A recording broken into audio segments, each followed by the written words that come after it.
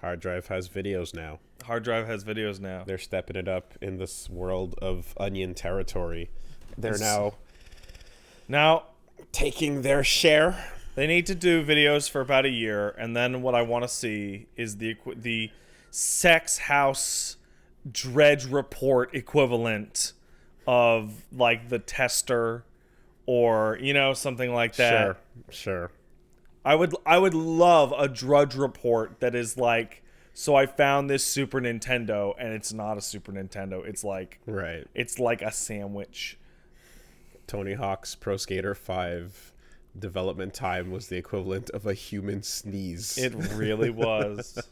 So Willie and I were gabbing about hard drive having videos right before the podcast started, and we then it's not subtle anymore. Then we got to talking about how hard drive totally follows us on Twitter. It's not subtle anymore, and it's like, it's a call out. I was like, hey, remember those articles that I was really suspicious were like personally targeted? I am now much, much more suspicious that they were personally targeted. The one in particular that got me real bad was, I haven't played this RPG in like 10 days. I might as well just start my whole file over. And I was like, It's becoming really, really clear what's going on without actually confirming it at any point, and all we get to do is sit here and just feel the acid burn. You just get to feel it as it happens, and you're like, you're being called out. This is basically these hilarious articles are based on our real life misadventures. Obviously, it's not just us; they're mining the whole internet. There was one, but it might be a little bit cocky to think it is. Once there's one that you're like, I'm suspicious, I then now begin to think about ones that are obviously have nothing to do with shit, and I'm like, but what? Who is this? Because there was the one last week that was, I quit my boring stable office job to fund my dream of working on my indie game for 3 years, and it still sucks. Dude. And I'm like, dude, fuck. Fighting game player is too good to play with friends, but not good enough to do anything in tournament. Are you fucking kidding me? Like, it's anyway. That felt targeted. I can't anyway. So there's all you can't. It's conceded to say that it is for sure, Wooly. But fuck, man, we say a lot of conceited things on this podcast. I don't know about you, but I invented dogs. I don't remember why I invented dogs. I don't know how that happened, but I remember saying that. It's because every new one is pertinent to something currently happening. Yeah. Right? It's always something currently happening. And when you're anyway. So, God bless. Godspeed. I eagerly await more hard drive videos. Video content. I'm glad to see that. It's good stuff. Yep. The Onions videos for the longest time have been pretty fucking great, and game focused. It's a good idea. So the hard drive, I should have known that this was possible, because there is my favorite Onion video of all time. That was an article. You remember our Onion used to do articles first, and then the really big ones got turned into videos. Yep. It was like 6 years ago, and it paved the way for hard drive. And it was... You told me about this, and I don't remember. It's my favorite Onion one ever. Ninja Parade? No, it's Sony releases a stupid fucking piece of shit that doesn't fucking work. And it's like, Sony released your new piece of fucking shit that doesn't fucking work today, and customers are already screaming in frustration at this motherfucking time vampire. Right, it's got the fake head of CEO, the fake head of Sony standing there. It's like, we really want people at home in unison screaming, fuck.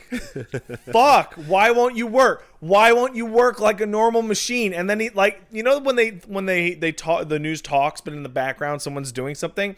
They're talking about the sales, and in the background the guy's like got a remote and he presses a button and goes, fuck. Yeah. Fuck. Yeah. It's like, oh my god. The origin of time vampire. And that was maybe a month after I saw... No, it was before. It was before I went to your house and saw in your device list, why won't you work? Yes. Which made me lose it all over again.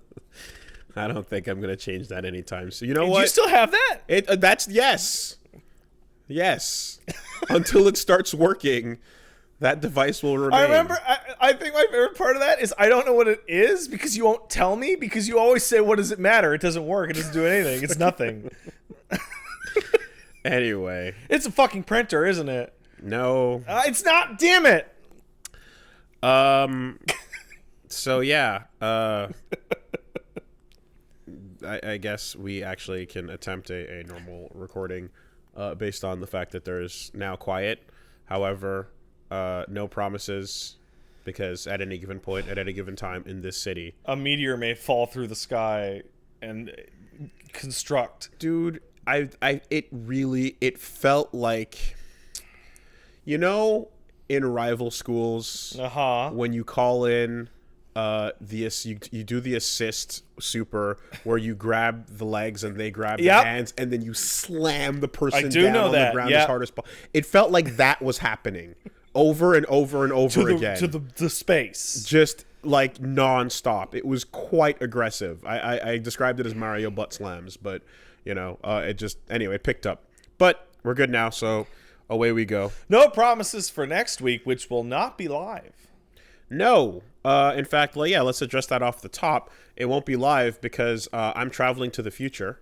Yes. We will no longer be constrained by the present and its chains, because in Japan, you're in the future. Yeah.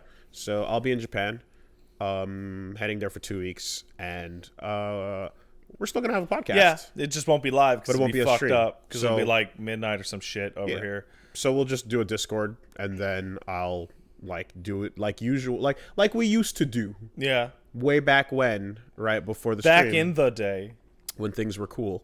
That's the song lyric. It was basically song audio only. You know, whatever. Back in the day when things were cool. It's a song. It's a music. It's all right. It wasn't for you. It doesn't have to be for me. Doesn't have to be for you. But that does mean I'll look at you with this face of like, Yes. I completely understand. So we'll just do an audio only. I'll record at a time frame when makes sense for me and it makes sense for him. We'll make the 5 hours in which both of us will be awake at the same time. Try to line up the shots. Pew. Dock. Space. Mm-hmm.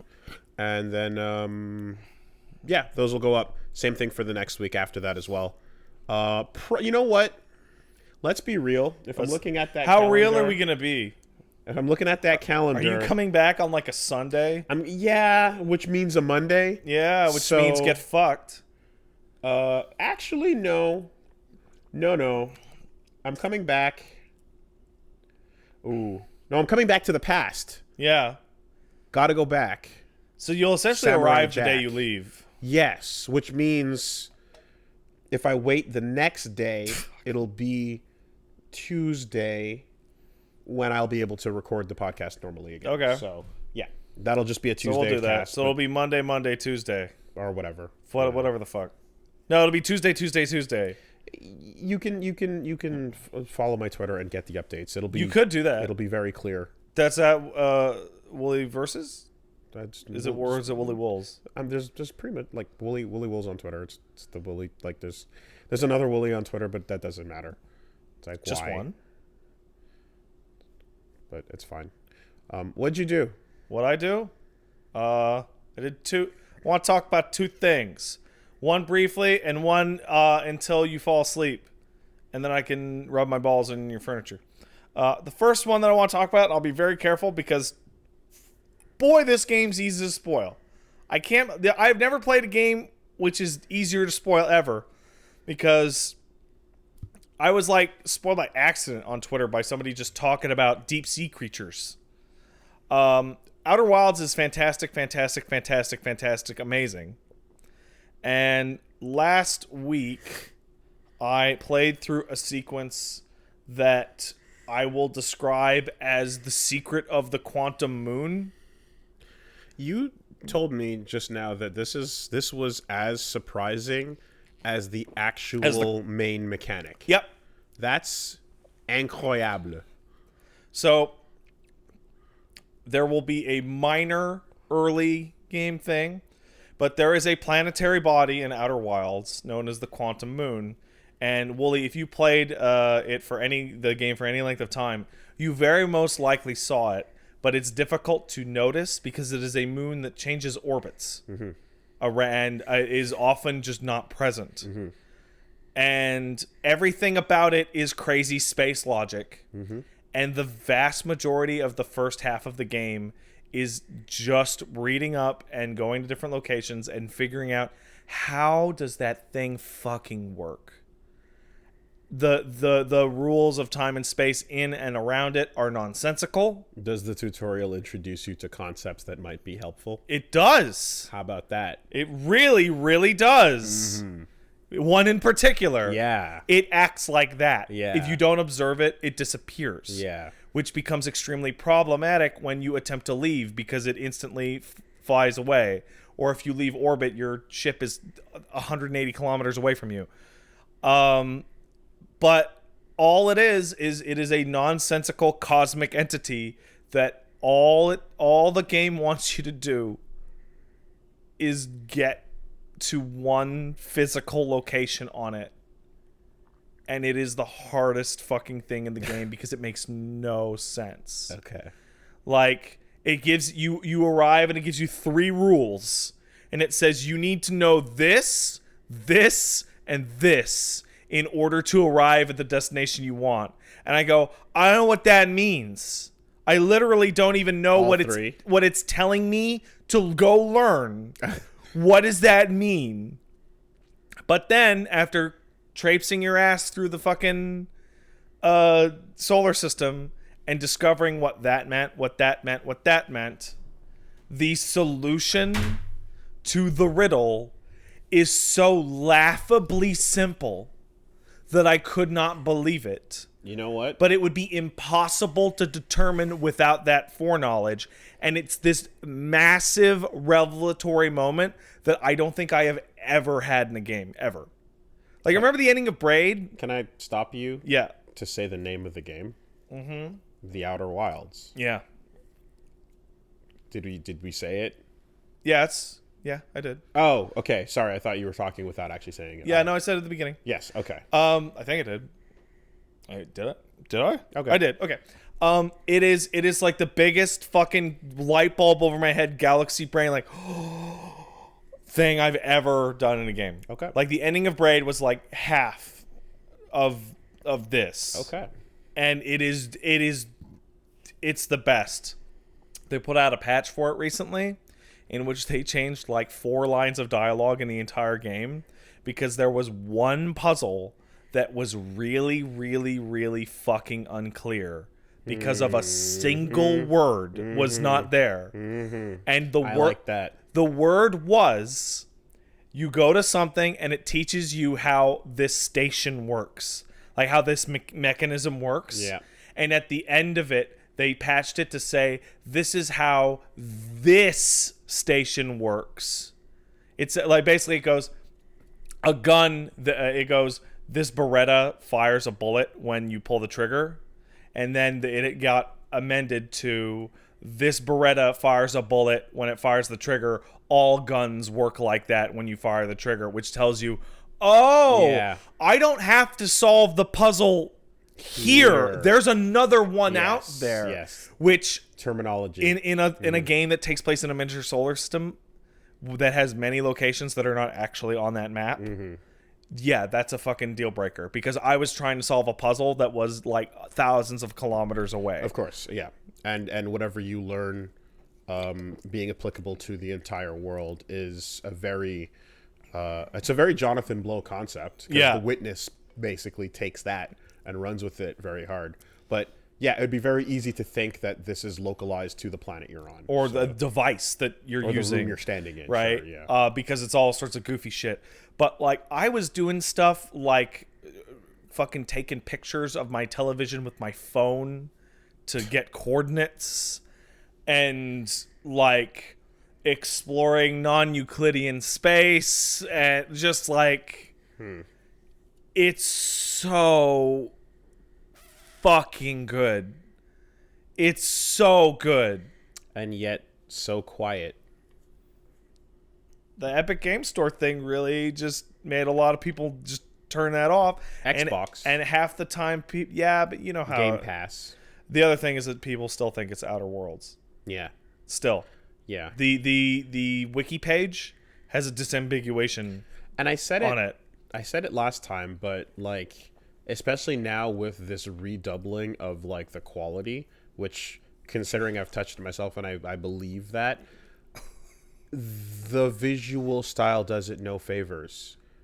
Like, really, I like it quite a bit. It's cute, and it is kind of cute, actually. Yeah, right. And it's very Firewatch-y. Yes, it very much is. It's very rounded, very TF2 almost. But it's still low quality. If that, I don't think that's the word you want to use. I really don't think that's maybe low fidelity. Not expensive looking. It's a little cartoony, and yeah, it is not expensive. I don't know what the word. Yeah, there's some. It looks like an indie game. Certainly. Yeah. You know, but that, yeah, not low quality. Perhaps not that word. But there's something to that where, without having those mechanics, those are things you have to discover. Yeah. Which is the magic of how good it is. But when you look at it just in video and screenshots, someone might not necessarily go, oh yeah, let's go find out what's going on there. Yeah. You might definitely throw that in a pile of other games you're going to ignore. It is absolutely a game that will live and die on its word of mouth, which sucks because nobody wants to talk about all the coolest shit in the game. I would love for good reason, yeah, to do a spoiler cast with you, but I would not dare talk to you about the actual method of solution on anything with you before you beat everything in the game. Yeah. It's charming. Charming is a good word for it. It definitely is that.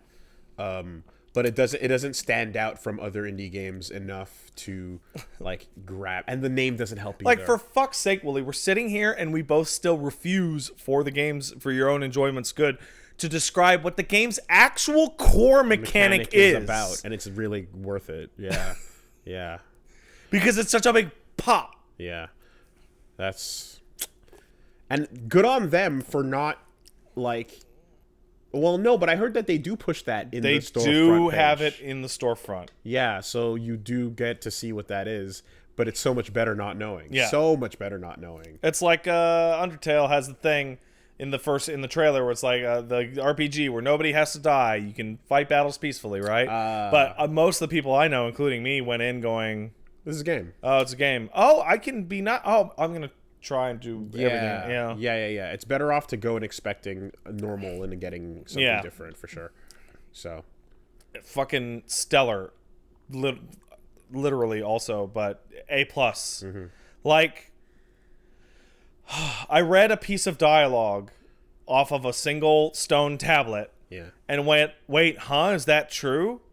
And then I just looked out into the skybox and went, holy shit, that's been happening the whole time, and I just never saw it. Yeah, okay. There's a lot of comparison I want to make to discuss, like, the one other game I can think of with a similar premise, and I know you know the exact one I'm thinking of. And that Zelda game, and how this is so much more, and how this is does a lot more interesting things. Yeah. By like trusting the player more, you know. There's an astonishing amount of player trust. There's only one thing the game does to give you a hand, which is if you missed out on a critical piece of information or dialogue or text or whatever. When you leave a location in your ship's log, you'll get a little asterisk that says, go back. You really missed something. Yeah. Because it's important. Outer Worlds was announced after this was out, though. It was. This was being in development for 6 years. Okay. Apparently was headed up by the company run by Time Stop Man in the Heroes TV show. Oh, Hero. Yeah. Yeah. Okay, interesting. Well... Huh. No kidding. He went into games. Yeah. Crazy. Cool. Well, anyway, yeah, this is that's just then one of those unfortunate things where you had a name and someone bigger came along and used something similar. I doubt the that's the Obsidian end of that. guys even Knew or cared. Yeah. They picked Of course Outer not. Worlds, and Yeah. then they hit the trademark searcher, Yeah. and they came back clean, like, good. For sure. You know, when David Bowie says his last album's name is going to be Black Star, what the fuck are Mos Def and Talib supposed to do about that? Like, just, you sit there and take it. It's not your name anymore, you know? Johnny Cash says he's gonna cover your fucking Nine Inch Nails song. What do you do, Trent? It's not your girl anymore. She's gone, you know? That's it. So, yeah, but it's not even the same name. It's just similar enough to confuse people. Yeah. You know, so the fact that like streams of it lead to accidental people showing up to go, wait, what? This game's out 6 months early. You know, yeah. What? Like imagine if I had a game that came out called Bioshlock. You know, and it was just about some crappy goopy bio slime. Yeah. You know, what are you gonna? People, everyone's clicking on that stream. Oh wow, the new Bioshlock. What? know? Wait, it's Bioshlock. Like, yeah, and it's just like I was here first. Yeah, well, Too bad. it's schlock time now. Rational Games no longer exists. What are you guys gonna do about it? I hope this game does really well. I hope that Word of mouth, live or die. I hope the word of mouth off of the Epic Game Store helps this game succeed on Steam. I don't know, 6 months from now, and I hope people are picking up the console versions because it's fucking great. I agree. I think honestly, its best shot is going to be when it lands on PS4. Mm-hmm. You know, but in the meantime, you know what you're doing right now? What's that? Word of mouth. Yes, This is literally word of mouth. it's a good game. You should play it. Yeah, Outer Wilds is fantastic. And like I keep bringing it up, but it really is for anyone that like doesn't want to deal with the Epic Store on this. If you do have a Game Pass, which is, you know, Does that go through the Windows Store? I don't know. It might. That's the one thing, because the Windows Store is the one place even worse. It might, because like I remember I was like, because Austin used it, and he was looking at a list of games on his computer, but like it's an Xbox feature, so it might, yeah, totally. I think it's totally both, but if you have one of those, you can do it that way too. Windows Store's so bad, I hate it. Yeah, You know what's really funny about the Epic Store? yeah.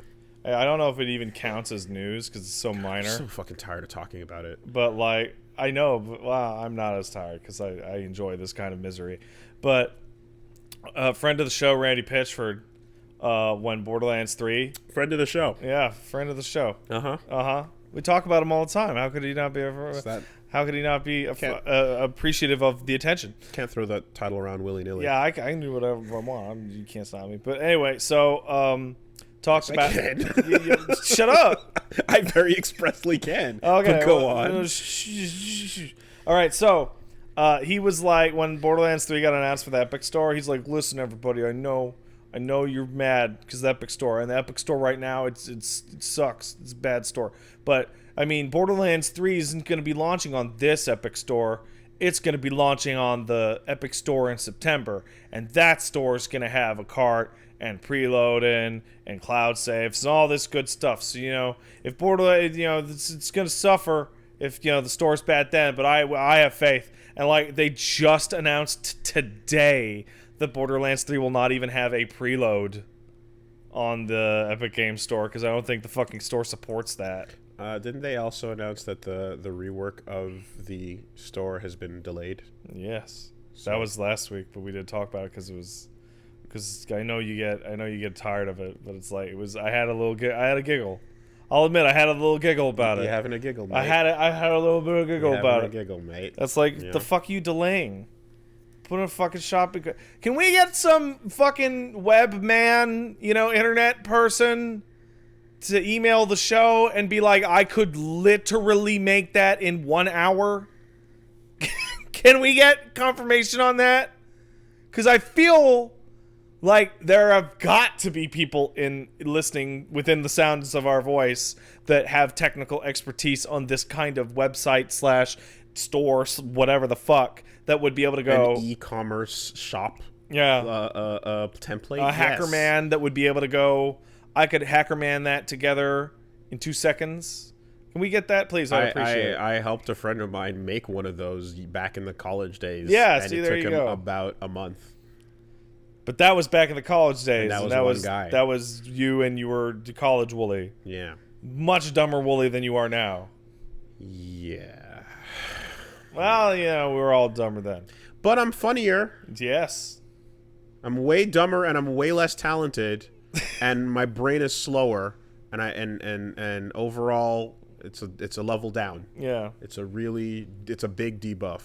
But my comedy muscle has flexed. Yeah, hey, listen, man. You got hey.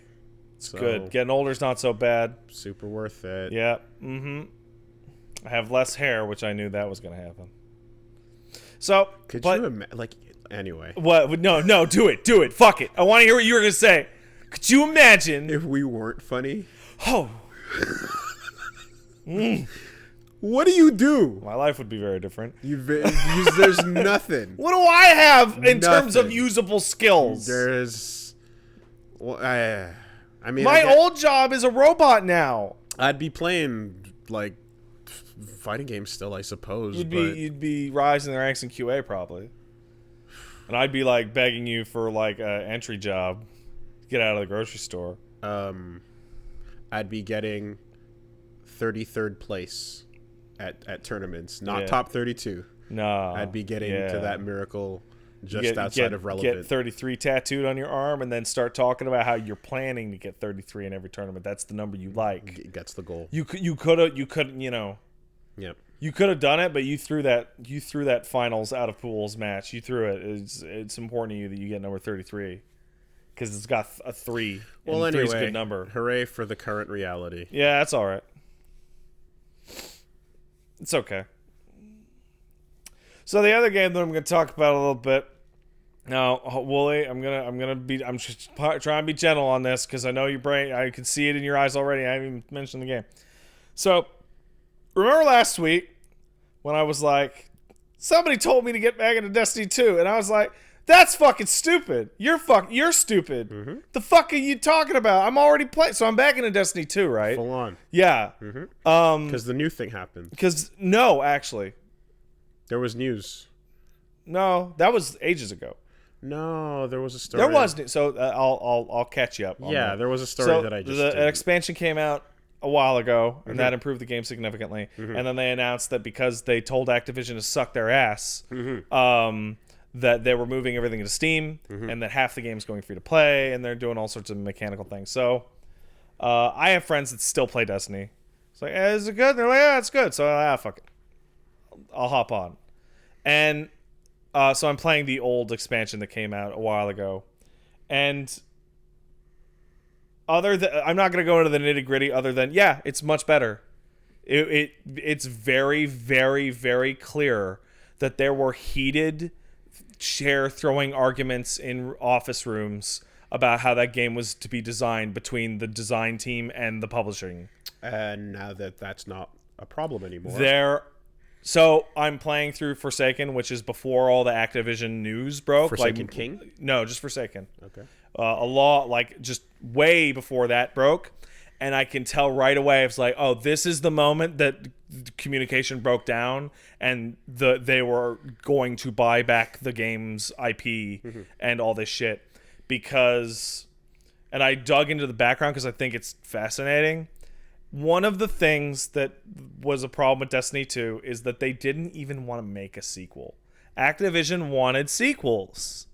And they said, no, we just want to have like an MMO. We want to call it an MMO. We want it to be the 10-year thing wasn't a lie. Yeah, they wanted it to be, hey, look, it's a big game, right? Yeah. And Activision's like, no, you want a fucking sequel. Put a fucking number out on the shelf, man. And so they ended up tossing out old work and redoing things and focus testing shit. But the easiest thing to focus on was that The tone in Destiny 1 was really weird and space mystical, too serious shit. Yep. It was way too much.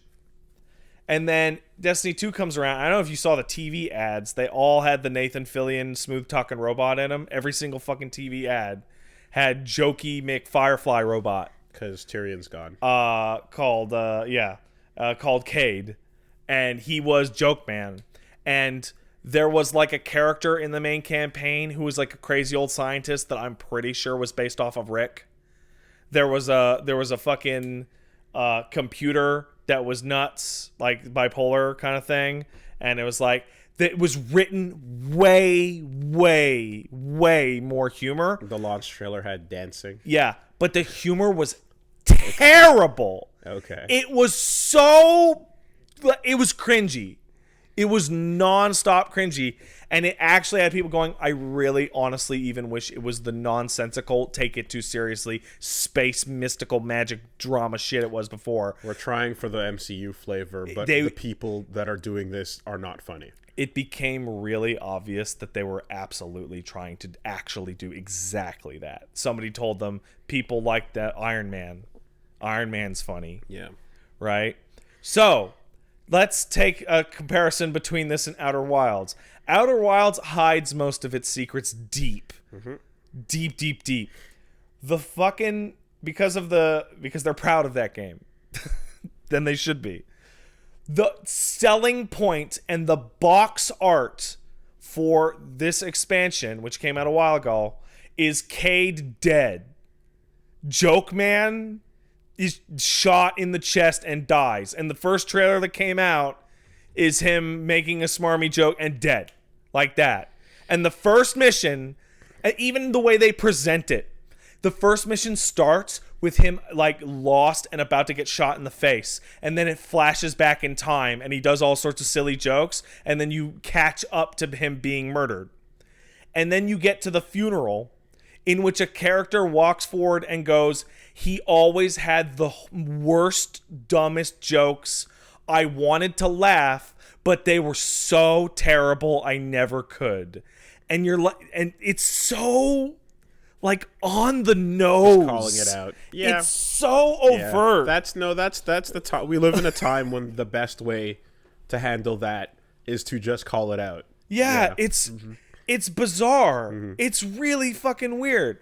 And then you play it and it's like, oh, they actually improved a whole lot of stuff. It's what I wish. That's the one thing. That's not the one thing missing from DMC5. Yeah. But of the things missing from DMC5, I really wish they would openly throw 2 under the bus in the game. I would love it. But it's too subtle. It's a little too subtle. What, the motorcycle? No, there's a book in the background of one of the van's shots that has all the years listed. Like a DMC1, like the time, I think it's 1991. Yeah. 2001. Yeah. It's listed as Malay Island. Yeah. And so, and then at the end, in the middle or whatever, it's like 2001. And I think it says something a little disparaging. It goes the weird years or something like that. But that's it. It's just that tiny little... The backstory novel, like, makes reference to Lucia and shit. Like, it's all out there. I would like more overt and clean shade. So, like, if I had played this back at the time, I would have come to one of two conclusions. Either that they were totally in the process of killing the game entirely. Like, this was going to be the end of it, and then Bungie was going to fucking bail. Or that somehow they renegotiated their contract with Activision. Turns out it was neither of those things. This was in the time where they were in the process of buying the game back from Activision and setting the groundwork to go to Steam and change the whole thing. It's kind of nuts. So it's weird because you know when you talk about MMO, well, you know when I talk about MMOs. Thank you. There's two types of things that change over time. One's the thing that you buy the expansion for, which is story stuff and whatever. You're gonna go to this location, that kind of stuff. Yeah. And then there's the systemic stuff that they just roll back onto the whole game. Mm-hmm. The weirdest part about Destiny 2 is that all the exciting stuff is the the big overall system changes and not the big fancy new shit. Were you spurned on by the email we read a week or two ago? No. Because remember that, where like the person wrote in about all the changes at Bungie? Yeah. Yeah. So it wasn't that. That might have a little bit, but the main thing was that somebody, I forget even who it was. It might have been DK. Might have been DK Diamentes.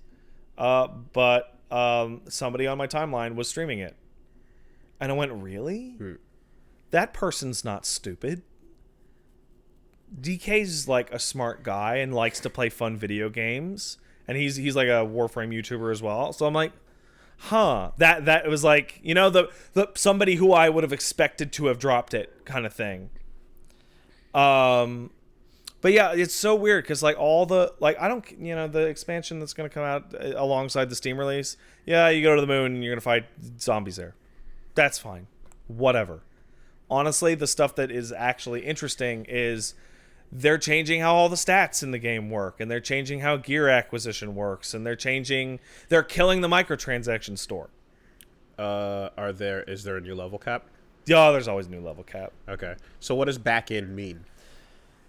In terms of me? Yes. Or, okay, back in means I'm playing it at all. Holy shit, that's coming down. Yeah, it's raining. All right. Is that I'm playing it at all, and I'm very much enjoying it. Okay. It is in rotation. It's back into the rotation. So I'm in this very weird place with all these types of games in which, well, Warframe doesn't count because it doesn't have a raid activity, but there's always like the super high-end raid activity for this kind of genre, right? You're gearing up. Why are you gearing up? You're gearing up to go fight that, right? But I don't have, particularly with streaming, I don't have the actual time slots to slot in 2-3 nights a week for 3-4 hours a night to fail at something. Well, because your rotation consists of other time vampires as well. No, that's not even what I'm talking about.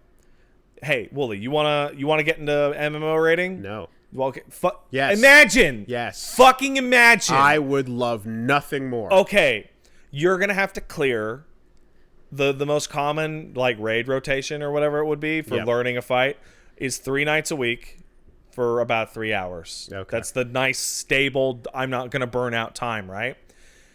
But the time when 7 other people are actually going to literally be fucking free to do shit is 7 p.m. to midnight on weeknights. Yeah.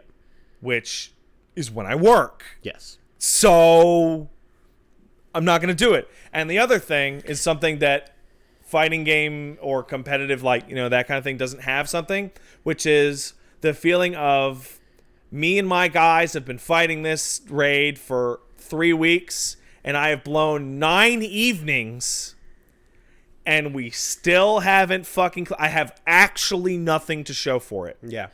Which is a type of frustration I can't impart to you because you have no frame of reference, but it sucks ass. It's not great.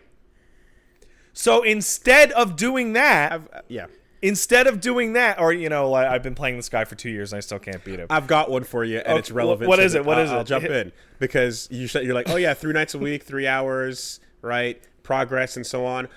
I mean, I'll get into it later when it's my turn, but I have been fucking like deep diving Samurai Showdown. Okay. Hard. And the more I learn, the more futile the endeavor becomes. But we'll get there. Okay. So instead of picking one game, which would probably be 14, and time vampiring it to the big goal, I then spend going, okay, instead of that, I'll use what would be that raid time and put it into a different time vampire so that at least I can enjoy the gearing up process. Yeah. But Destiny raids are also more casual. They're a lot easier than a proper MMO raid. Is it a game that you can... No, it didn't strike me as a game that you could, like, multitask while playing. Destiny? Yeah. Like, well, that's going to depend on the particulars of any particular person. I feel I am a relatively good multitasker, And Destiny is a hell of a lot easier to multitask than something like a proper MMO. Because in Destiny, you're running and jumping and shooting and throwing grenades, right? Yeah. In Final Fantasy XIV, if I'm playing Samurai, I'm running my 28 step Samurai rotation while doing multiple movement mechanics and communicating with a group. I guess it's just every time I saw someone playing like WoW with all the macros and things set up, it felt like it was playing itself. Well, that's because WoW sucks. It's too easy. It's too easy. Well, every one of those games, it's one of those weird things. Every one of those games will look similar from the outside, but they all, in their actual focus, will all be wildly different. So, Street Fighter V is big on counter hits. Loves counter hits, right? Mm-hmm. What is Samurai Showdown about? It's about neutral, right? From an asshole, idiot, dumb perspective, they probably look pretty fucking similar. Yeah, but crush counters or something else. Right. So, yeah. And whereas WoW is about, I don't know what WoW's about. WoW sucks. But FF14 is a lot of movement mechanics. A lot of everyone has to stand in the right way and then move in the right way to dodge mechanics simultaneously. 28 samurai step rotation sounds pretty fucking cool though. It's whatever that is. Those are nice words strung together. Wooly, you know how in an MMO you have a lot of buttons? Yeah. You got to hit them in the right order for the damage to go big. Great. That's it. Okay. You want to do your combo that boosts your speed, then you want to do your combo that boosts your damage. Then you want to do the big hit, then the secondary big hit, then you want to cash it in for the off global cooldown big hit, yada yada yada yada yada. With Holy Order Soul, if you do the Deadly Rave Neo style combo, it ends with an instant kill. Yeah. But you got to do it perfectly. So, gotcha. It's the total opposite of like a fighting game mentality, because in a MMO idealized raid situation, there would be no variability whatsoever in attempts. You would be literally, it'd be like baking. You get the ingredients, you parcel them out in the exact right proportions, and you bake it for the exact correct length of time, and then out of the oven comes a win. So did you pick up where you left off? Kinda. There was one thing that is almost totally unique to this specific game, where so you play an MMO and you drop it for a year, your gear kind of sucks, right? I mean, it's the same gear you had before, it's just now they're stronger. The ceiling has moved. The ceiling moved. Destiny 2 didn't just move the ceiling, it's like it went from indoors to outdoors. And what I mean on that is year 1 gear functions mechanically differently than year 2 gear. In that all of year 1 gear is what's called a static roll. So the gun that everybody likes to use for this is a hand cannon called the Better Devils. You get it from doing PvP matches. It's a really good handgun, right? The reason why it's a good handgun, it is highly accurate at range and has powerful bullets. Pretty simple, right? The difference is there is a year 2 version of Better Devils once they change the way weapons actually work, and from year 2 onwards, every single gun that ever drops in Destiny 2 will have what's called a random roll, in which you'll get an extra perk, but what those perks actually are is totally randomized amongst the entire perk pool. So and both are in the game. Both are in the game. Okay. The old one is the one that I had. The new one is potentially stronger, but it is a drop chance to get the good one. That sounds like the kind of change that would make one always better than the other and thus always preferable. But are they actually balanced against each other? No, the year 2 shit's better. Okay, it's just better. Okay. So it's not even that the old stuff I had was not good enough. It was functionally, mechanically obsolete. Okay. It is a dead end. Yeah, okay. Like I could have powered the gear up to the same level cap as everybody else. Yeah. But it would be functionally worse. So the other thing is, one of the things they changed is all the microtransaction items and all the old guns, if you dismantle them, you can just recreate them. So okay. You can't lose anything now. Yeah. But so what that meant is that I had played Destiny 2 from launch to Curse of Osiris or whatever, and I had a shit ton of gear. I had a bunch of shaders, which are paint, essentially. I had a bunch of ships, all these things, right? Mm-hmm. And I logged in, and I destroyed every single one of my items. Because they were either mechanically obsolete, or I could retrieve them later, or whatever. And so I kept... Oh, Shit. No. Well, did the podcast turn off? No, it's Well, not. then we're good. You destroyed your items. I destroyed them. Why? Because I got materials back out of dismantling them. And if I ever wanted to get them back, I could have just pulled them out of... Oh, as in you dismantled. Yeah. Yes. Okay, that makes sense. It's really weird. And so I ended up being a character that was at the former level cap, wearing blues...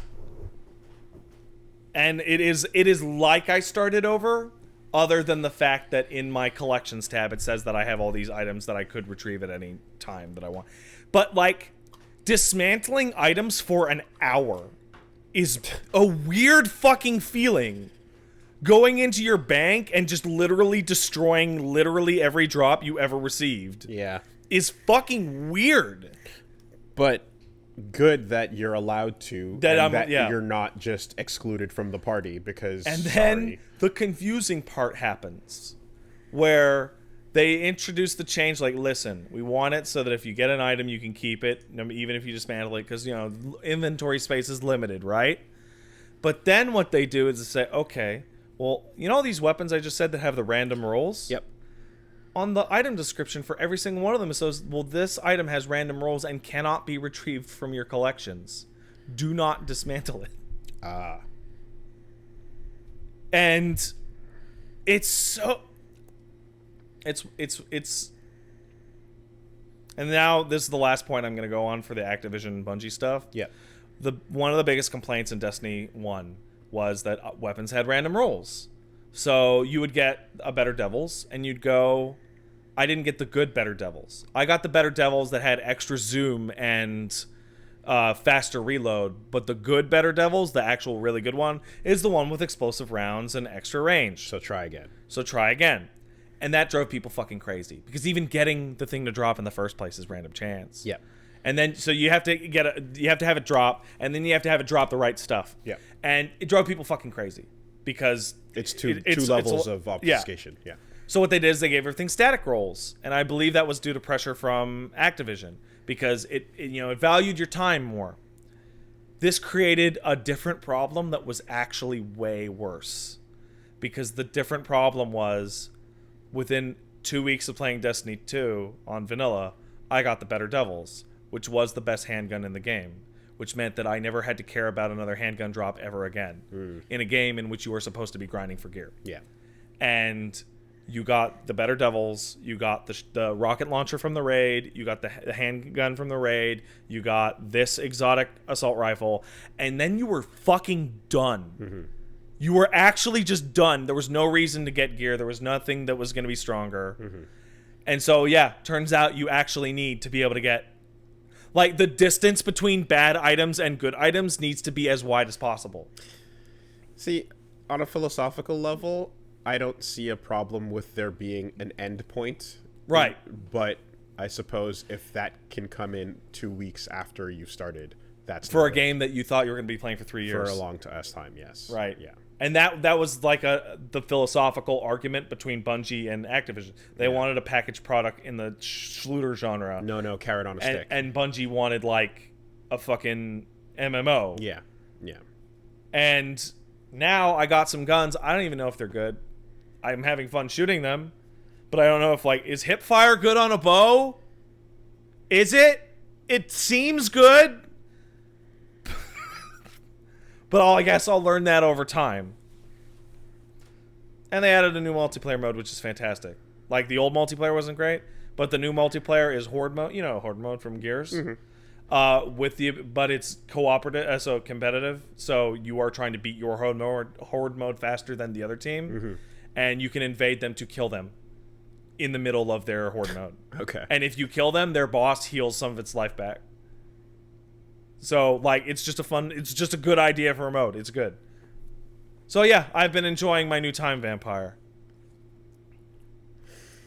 I'm trying to think about like just the idea of like how much I loathe Every type of mechanic I just described. No, specifically the one where a random drop has a random configuration. Dude, I just got Excalibur. Oh my god, I'm the only... it got the bad rolls. Bad Fuck one. it. Right in the trash. Yeah. No. And it just like I feel like you could, without going static, you could probably fix that. Maybe, I don't know enough about these games, by just allowing like a like way to build stats on a weapon. That's something they are totally doing in the next expansion. Okay. Which was one. So not for guns. Guns are going to stay as I described. Yeah. But for every other piece of gear that you have, Yeah. they're going to remove all the static and random things from them, and Yeah. they're going to have built-in stats, but then you will slot in the things that you want. You'll have to earn the ability to use those things that you want.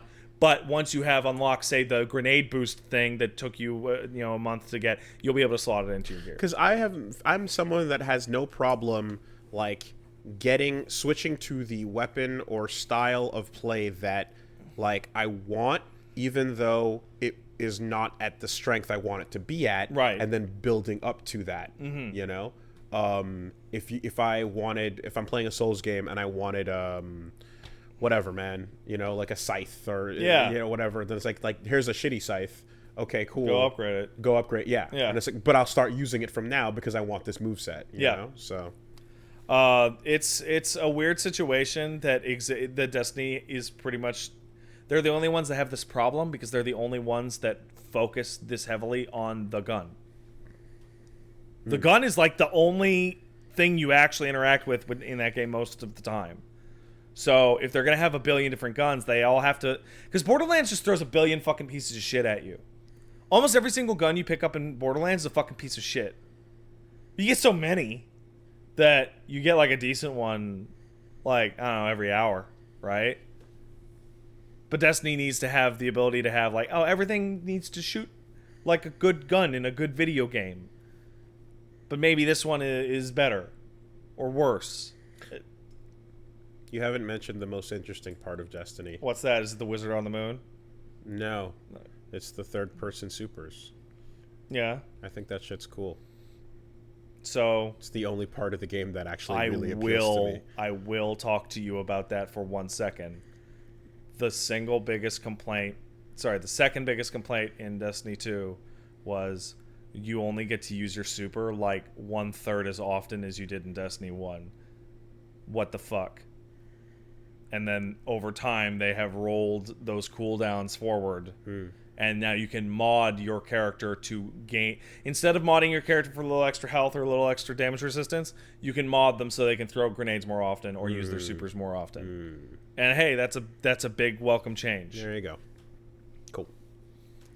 You just wish that game was third person. 100%. Yeah, well, it wouldn't feel the same. Nope, but I would appreciate the coolness of my character design more. That's why when you go to the social space, it forces you in third person. And I feel that was a design decision that happened late. That was, fuck. You never see your character. Ever. That's one thing Anthem has on them. The ability to see my... You're right. I can see my dude. You're super right. Yeah. Anthem is way better than Destiny 2. Hey, Cataclysm just came out. Apparently, that thing is like almost as funny as like the base game release, just in how like vapid it is. But I can see my dude. I saw people talking about how it seems like there's like 5 people working on that game still. I can play with my mans like an action figure. My guys. But don't you want to embody the gun?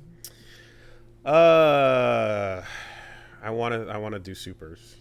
Yeah, I just want a different game. It's fine. You just want a completely different game. I just want a different game entirely, and that's all okay. Right. Well, you want to see me gab about MMOs and schlooters and crap, and play Outer Wilds and play FF7, which... Can I take a 2-second thing about FF7? And minor spoilers. You know the flashback you get at Calm about what happened in Nibelheim? I was not an adult the last time I played through that sequence. The direction in it is absolutely masterful. Mm-hmm. When you know the shot when you see the town, it's like a low angle, and you look at the town, and Sephiroth turns towards the camera and starts talking. Goes, "Oh, it's your hometown, huh?" He is facing toward the camera and to the right, and then Cloud, air quotes, walks in from the left, and then the generic Shinra soldier walks in from the right. And every time Sephiroth talks to Cloud, that other generic ass soldier happens to walk by them or be within their line of sight, and it's like, I didn't appreciate how much work they put into that setup. It's really crazy. That's a good fucking game. Yeah. Had a little chat with Max at Evo. I'm very excited for this game. I'm very, very excited. And so is he. Really? Yes. Max. Very excited. Maximilian dude. Very, very excited for FF7. For FF7. Yes. I didn't think he cared for You it. wouldn't think. Yeah. Big excites. Well, but yeah, you check all that shit out at Angry's Pat on the Twitch and the Twitters.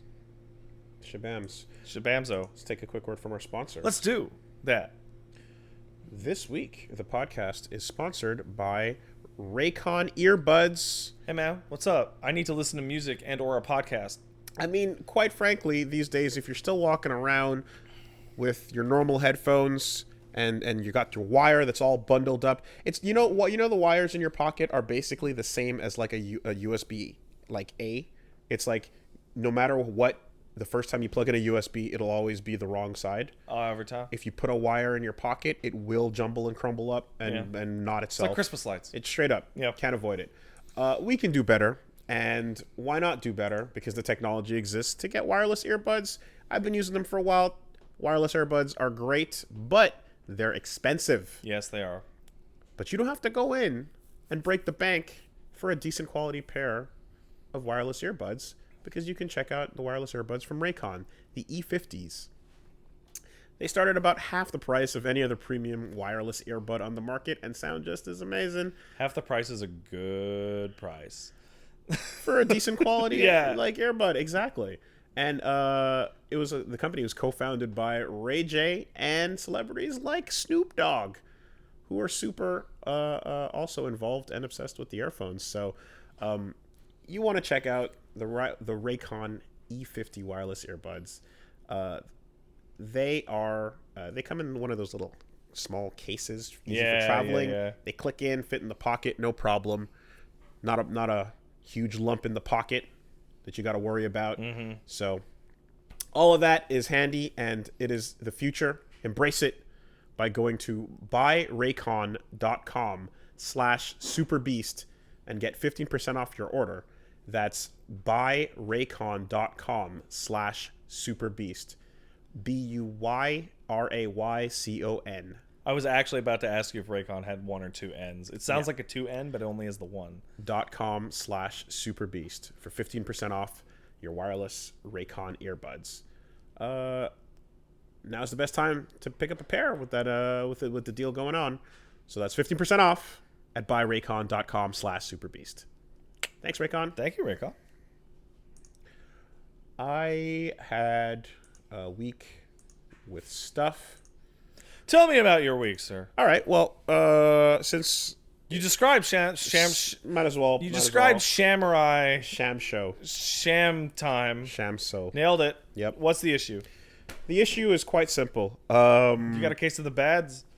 It's like, I'm like, you know what? Let's just nose to the grindstone, right? Yeah. Let's find that time, and let's put something away. So I have rotated things in my schedule. Obviously, I'm doing a lot of like doubling down on recording time to get ready for leaving to Japan. Yeah. So that's pretty hefty. But since pretty much Evo, I've been like, no, I want to take a real crack at like stepping it up. Want to get good? Because I feel like I have the knowledge. I can do it in this game, right? I played matches where most of the time I'm like, I know exactly what I did wrong there and how I could have fixed that. Mm-hmm. So yeah, I did a deep dive, watched hours of match footage.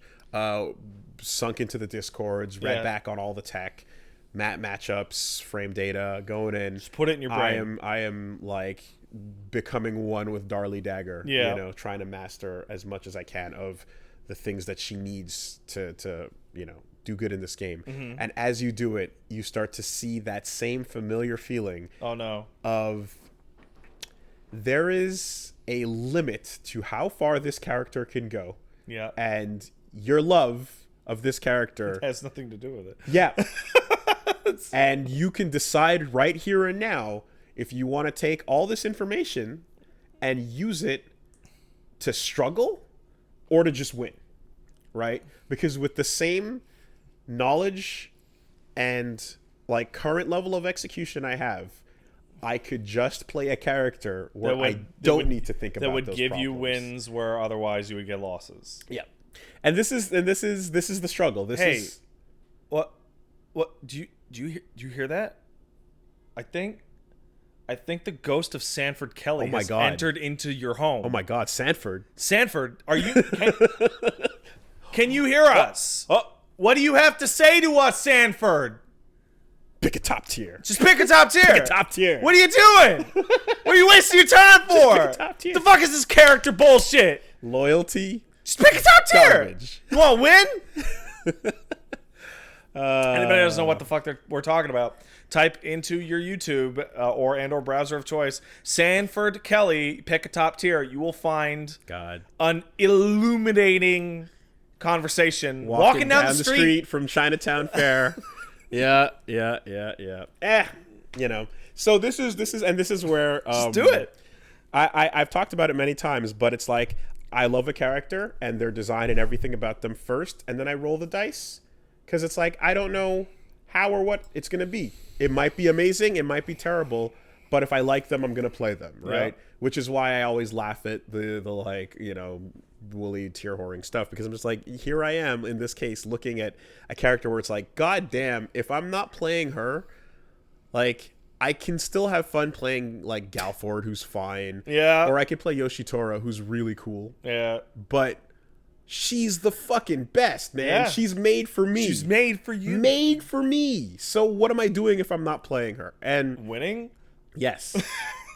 So you kind of just you get confronted with this thing where you're like, okay, I'm playing a lot of ranked, and in particular against like Genjuro and Tam Tam.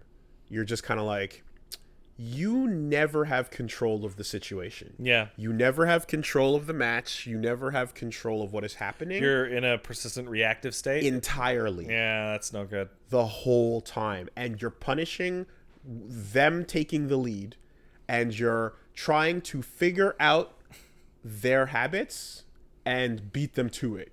But you don't get to run a game plan. Yeah. You know? And I remember the days You're playing their game. You're playing their game and trying to beat them at their game. Yeah. So I'm entering your genjutsu. I'm entering, you know what I mean? Yeah. I'm entering your world, and I am a player in your stage, and you are the boss, and this is your stage. Yeah. And you get to have ads, and you get to have a bigger life bar. Yeah. And it's up to me to learn your boss pattern and beat you, right? Yeah. Except it's another human who just gets to do whatever they want. Yeah. And I've been on both sides of this. I've played characters that just run a train on you. You played fucking Sagat and Blanca in CVS2, didn't you? And Cammy. Yeah. Like, fuck! yeah. Just that was a good time for you. Just based on those being characters I loved. Yeah. No qualms there. But for the most part, like... and when you and it's the same thing for like games like in Marvel as well. Like when you have Virgil on your team, it's like you just get to do things, and they have to try and deal with it. Yeah, and if they're I get to be Virgil, and you get to be who Virgil's beating on. Right, and if they're blocking, then you're like, oh, let me just try another thing. I'm over here now, right? And that's it. And you just do that until it works. Yeah. So yeah, Genjuro and Tam Tam in particular get to do a lot of that. Charlotte gets to do a lot of that. Yeah. Right. They get to just hold the screen, and going in depth and seeing, I'm like, okay, what are my actual options here, right? Well, it turns out most of what's being done can be punished if you do a perfect block. Yeah. Just defend and then... Sure. Right? But you got to do those. And that's hard. Well, I mean, it's not so much... it's difficult enough. You can get them, but the step to getting them requires you reading the person already. Yeah. So you already have to be in their head. And if I already know what you're going to do, you know what I mean? Like, that's the most optimal way I can beat you. I'm the hard part is the fact that I have to get in that level of. Well, Wooly, what happens if you're getting into their head and the character is also into your head and is reading your mistakes? Right. Does that just mean that you just lose? That generally is what that doesn't sound fun. It's not as fun. No. You can't assume in every situation that you will always be the 51% like slight mental advantage over every opponent, because you won't. And I remember this feeling, and I remember being here and being in this exact place where you're just like, man, I'm working so much harder than the person playing the counterpick here. And it makes you just go like, why not just switch? You know what? And it's like, because staying true to myself, I like playing as them, the end. You know, and that's a self-imposed weight that I've always carried with me. And I'm like, oh yeah, I remember this weight. Right back when I was playing competitively a lot, I was like, yeah, I used to just sweat the feeling of, man, this feels bad because I'd be doing so much better if I picked a better character. But instead, I'm going to stick with the one I love because I love them, you know? And that, while I'm coming to those like conclusions and whatnot, and everyone in the Discord nowadays is like sharing the struggle, just like back in the day, everyone on the Shoryuken forums is sharing the struggle. But the article comes out where they talk to the director and he goes, yeah, so I think a balanced game where everyone is the same is boring, and I think it's fun if you have someone who's strong and everyone you have someone to hate.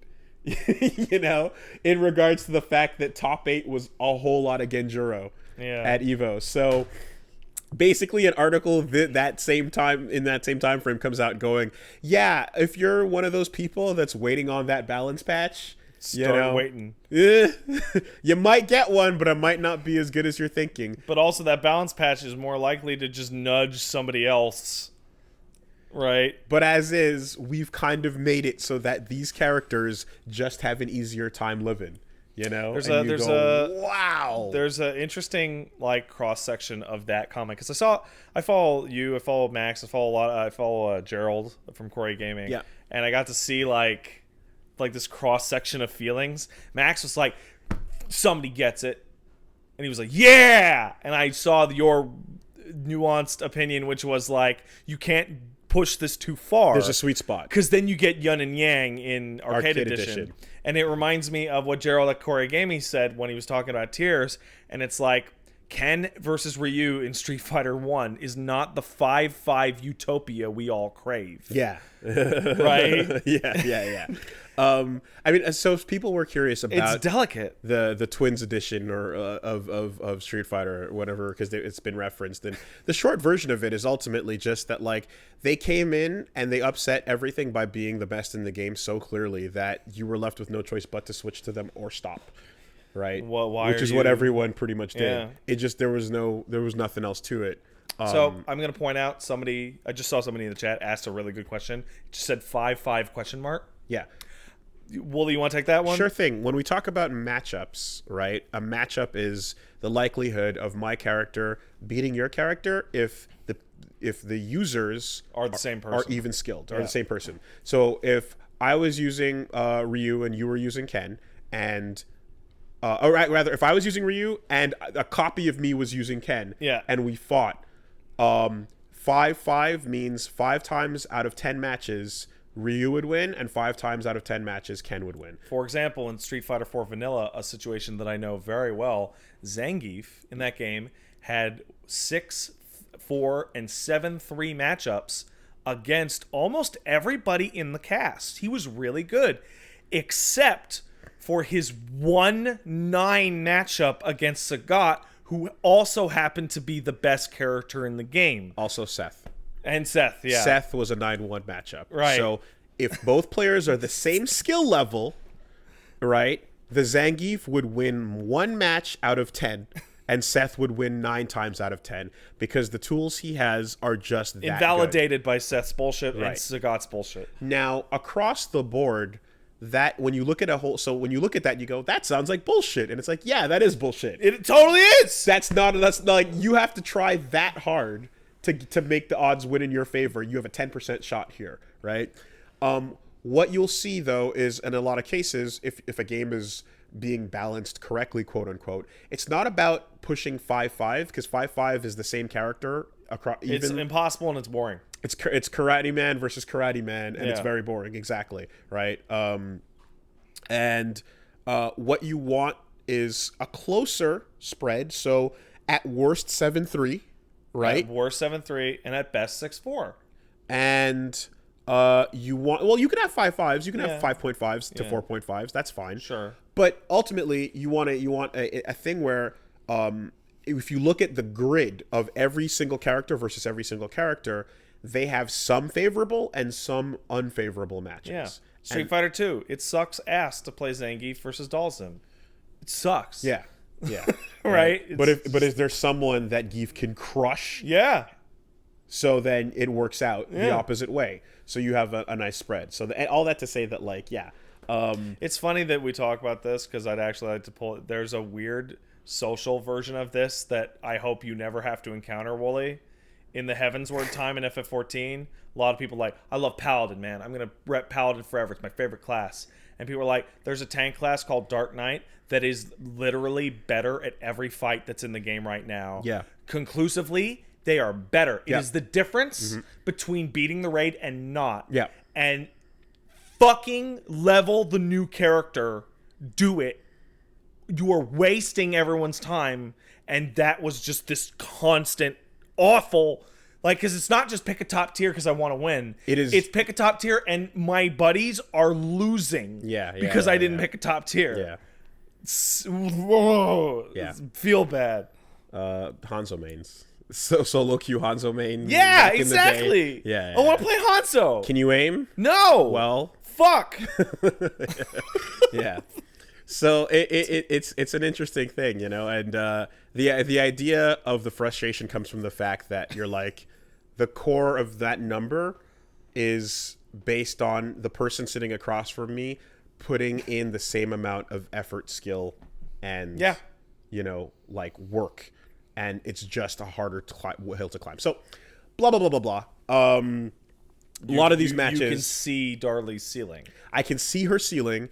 And I can see them saying in that they're like, yeah, we like this game unbalanced. We like there being super strong characters and characters that are super weak, and that's that. See the director going, get good scrubs, right, LOL. Right. and it's funny because when you look, and it's a matter of, like, people say tools, right? It's like the kit. Your kit in any game is determines what do you have to deal with you the can deal with. situations that you Exactly. arrive at. And for her, she's been given tools that are like, if you fall for this gimmick, you lose half your life or the whole round in one shot. Which means by default they can't be reliable. Because the gimmick is super exploitable once you know how to stop it. But if you've never seen it before, you get a free round. She's a fucking scrub crusher. Of course. But anyone, it's not even amateur. It's like, if you've played the game for more than an hour, you will learn that those aren't real. So she's a Guilty Gear character with just instant kills? But those aren't real. Right? Oh god, I saw a really funny tweet the other day about just like how disheartening it can be while someone that's new is getting blown up by someone else, just going, LOL, those aren't real. Like, what are you doing? And you're like, what does that even mean? But it's just like, it means that there's a 100% way to stop these gimmicks, right? But she was treated as if those gimmicks were valuable. Yeah. Even though, if you can stop them 100% of the time. Imagine if we were playing rock, paper, scissors. And I knew what you were going to do. And 100%. For me to play scissors, it had a startup. So I had to put out one finger and then the second one. Bam, rock! Every single time I put one finger out, that's the end of that, right? So, like, it would be like that in effect is nothing. But, so anyway, not to just sound like... What are you going to do? Well, I'm going to keep playing the game because I really like it. No, that's not what I meant. What are you going to do? You gonna fucking hop over to fucking top tier town? No, I like her too much. Coward. Yeah, I stuck with Biking and Guilty Gear. Well, I watched The one I mean, Blanca came in one. I was still, but I just kind of like stuck with the caveat of like familiarity on that. But in MK, right, I made a switch. Yeah. I was playing Kotal. Yeah, he was ass. Yeah, he just got slightly buffed, but not enough. Yeah. Right. I switched to Geras. Why? Because I was interested in him from day one. Yeah. Right. I was right off from the get go. I'm like, there's Noob, Geras, and Kotal as three possible characters I want to play. And after Kotal just wasn't cutting it, I'm like, well, let me just go with Geras because I enjoy playing as him as much as I would with Kotal. It's fine. And you better play with as him now because he's never coming back. Yeah, well, there's that, you know. I think Kotal's cooler, but like I enjoy the character enough that I don't mind the switch there. But in this case, Darley's the fucking best, man. So I understand the issue here because it's like, do I want to have fun or do I want to win? Do I want to play the character that I enjoy or do I want to have the win number go up? Yeah. To this, I say to you, you know what's really fun? Winning. Winning is fun. Winning's really fun. It feels really good to win a lot. You do it and you're like, This is gonna sound insane, and this is also this requires me to fucking create a world where I'm up my own ass for a second. So if you don't mind indulging me. All right, I'll get my helmet.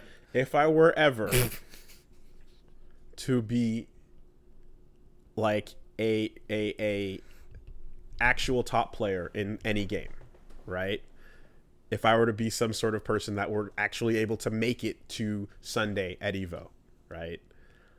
I would much rather be the person who is known as the best blank, that is the specialist, that doesn't always get to grand finals, than the one who Shang Tsung's but crushes it because of just raw fighting game skill. So to get a little bit more inside, you'd rather be Snake Eyes than Justin Wong.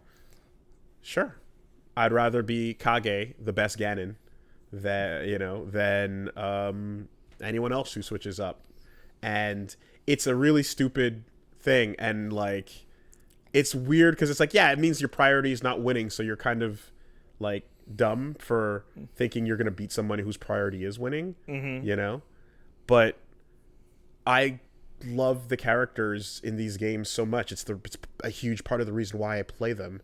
So it's hard for me to, you know what I mean? Like, I think I described it a couple times as like, I love Steve Fox more than I love Tekken. I love Biken more than I love Guilty Gear. Yeah. Right? The character that speaks to me shouts and screams at me. Yeah. And I love playing as them, and I learned to love playing as them because I like the character. And what if I pick someone else? Like, I remember when I made a switch to Honda, from Blanca in Street Fighter 4, and then I eventually just dropped it because it was a better character, and he was more effective, and he was similar to Blanca. Very similar. He did a lot of things better than Blanca could, but I just was like, yeah. So.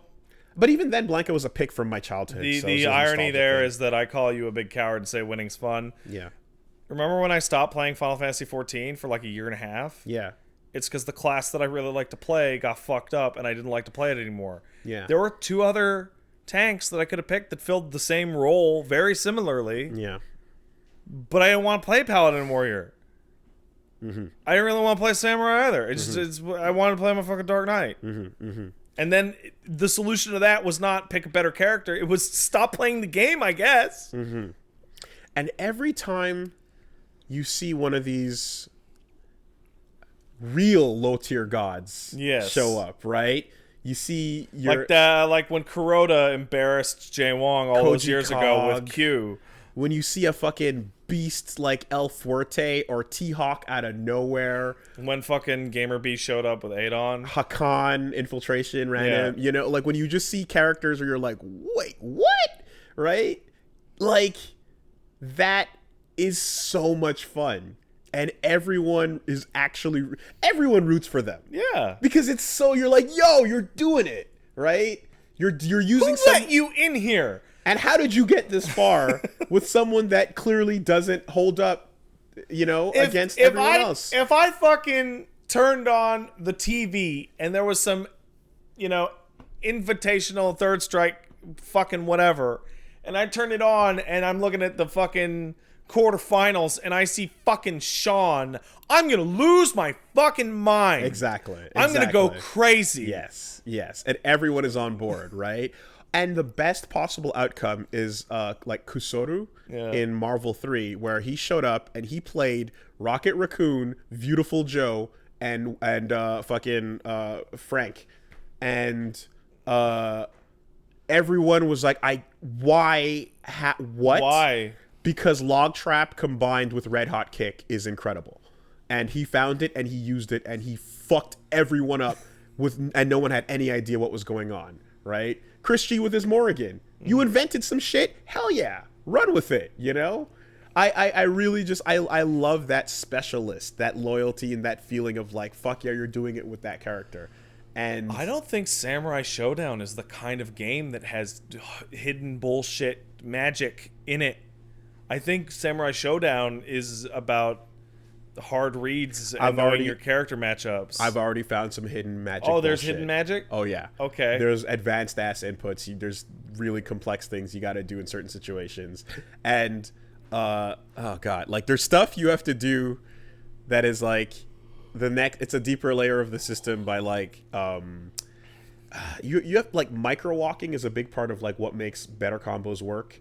Micro running is a whole other thing I just learned about, where you're doing like forward, back, forward plus button inputs to get a non-running normal. You want to get a run and then, you understand what I mean? So I do understand what you mean. And I was about to do something very stupid. I was about to say, fuck you, I hate this. Yeah. I hate this. Yeah. I fucking hate this. Yeah. Meanwhile, I now refuse to play my MMO without my fucking latency eliminating fucking whatever plugin. What's it called to move the thing? The IP thing. Yeah. My brain is going away because, well, if I don't do that, I can't double weave and slide cast as efficiently. Sure. And I'm like, well, fuck me. Yeah. I have no room to talk. Yeah. VPN. And it's like, yeah, no, it's the same. It's bullshit little fucking garbage hidden crap that are accidents of the system that you utilize for your advantage. And you just have to kind of get used to the fact that it's like, okay, so what does he have to do? Well, throw you, then do medium punch and then weapon flip, or jump back, heavy attack, and that's fine. Pretty good. Cool. What do I have to do? Throw you 6646B into weapon flip or something like that, just to get an optimized version of what he can do for free or whatever. And you're like, no. It takes more work. Yeah. But when you use that, right, when you know better than someone who comes along picking one of the best characters just because they're good, you get to absolutely destroy them. Yeah. Right? And that was one of the fun things about, like, when I played Blanca versus Snafu's Dhalsim for, like, hundreds and hundreds of games, was like, despite this not being in my favor, if I face another Dhalsim, they're fucking cooked. Yeah. Because holy shit, I know this match, So I'm hoping to get to that point. But in the meantime, I'm just putting the work in. I'm putting the work in. And facing that cold, hard reality, it's a familiar weight, but I'm going to hold it nonetheless. And I'm going to stick with the character and just try to get good enough, despite the fact that I'm going to be playing reactive the entire time. Yeah. You can only... This is where it gets really weird, where I'd like to pick your brain on this, because it's only applicable in competitive sports, competitive games, whatever, in which, do you ever wish that the character was actually, follow me on this, don't freak out, slightly worse, so that even less people would play them, which would allow the hidden garbage to be more effective? Yes. Because I that's not even a weird thought, because you want that. You want a really initial bad impression to everyone else, where they just go, Adon, fuck Why would that I ever play Adon? I don't need to learn about Adon. That character. Yeah, I don't even fucking, who gives a shit? Hard cut to Gamer B. Yeah, just... and everyone going, because the unknown factor is strong. Yeah, totally. 100%. 100%. That's so weird. You know. You're like, oh, I hope they nerf my character.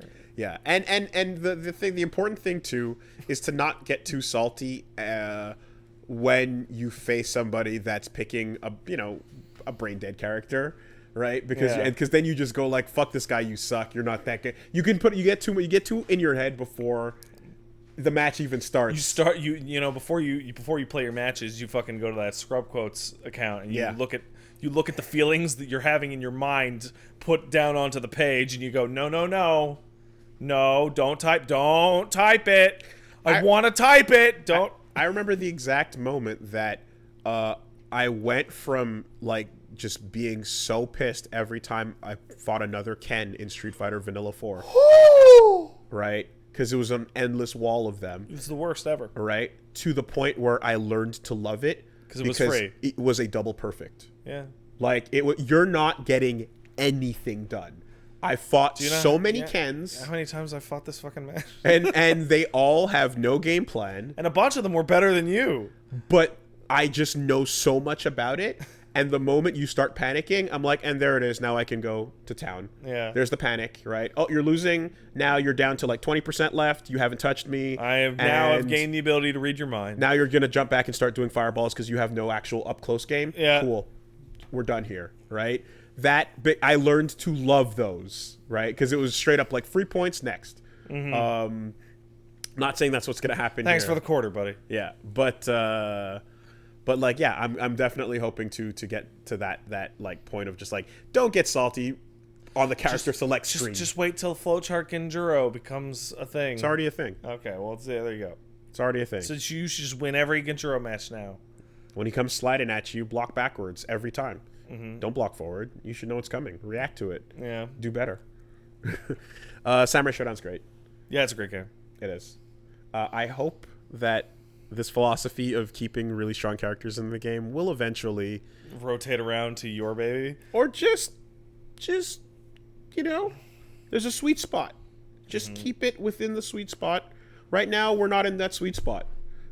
Right now, Genjuro gets to do what he wants.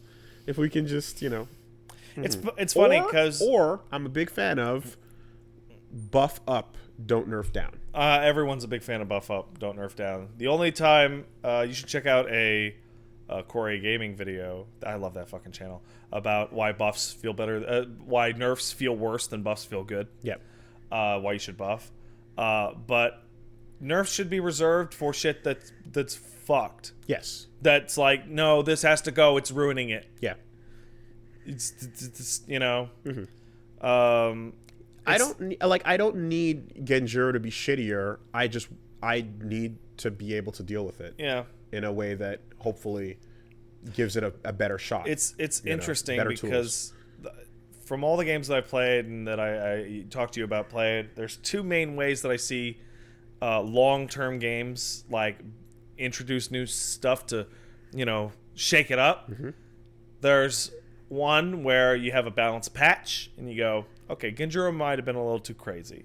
You just cut the damage on like one of his things and give him one less option, and then you buff half the cast or whatever, right? Then the other is we're going to introduce a new character that Genjuro gets crushed by. And change nothing else. Okay, yeah. Right? Yeah. Which is how a lot of fighting games seem to do it a lot of the time. And it's like, I don't know if that's... I don't like that because that means it means you're telling me to switch characters. Yeah. I don't like that. Well, you know how you could switch characters? By buying this new one. Yeah. I don't like being told that the answer to your problem is to play Joker. Yeah. He really is Bayonetta's son, isn't he? I had no idea, but when I played that episode, when I did Ultimate for Get Into Fighting Games, and I was just like, I want to learn Joker because I like Joker. And then I had a lot of fun with him.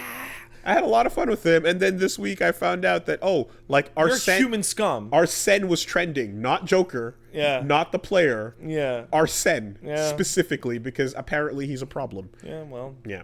So, that's good stuff. That's the issue with top tiers, man, is you pick a top tier, you're human garbage.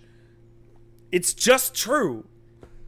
You see that video going around of like, oh, you play Richter? Oh man, it's not. I'm sorry. Just everybody's gonna know you're a trash person. Oh, okay. Who else do you want to play? You want to play? Oh, okay. That's fine. I'll play Ganondorf.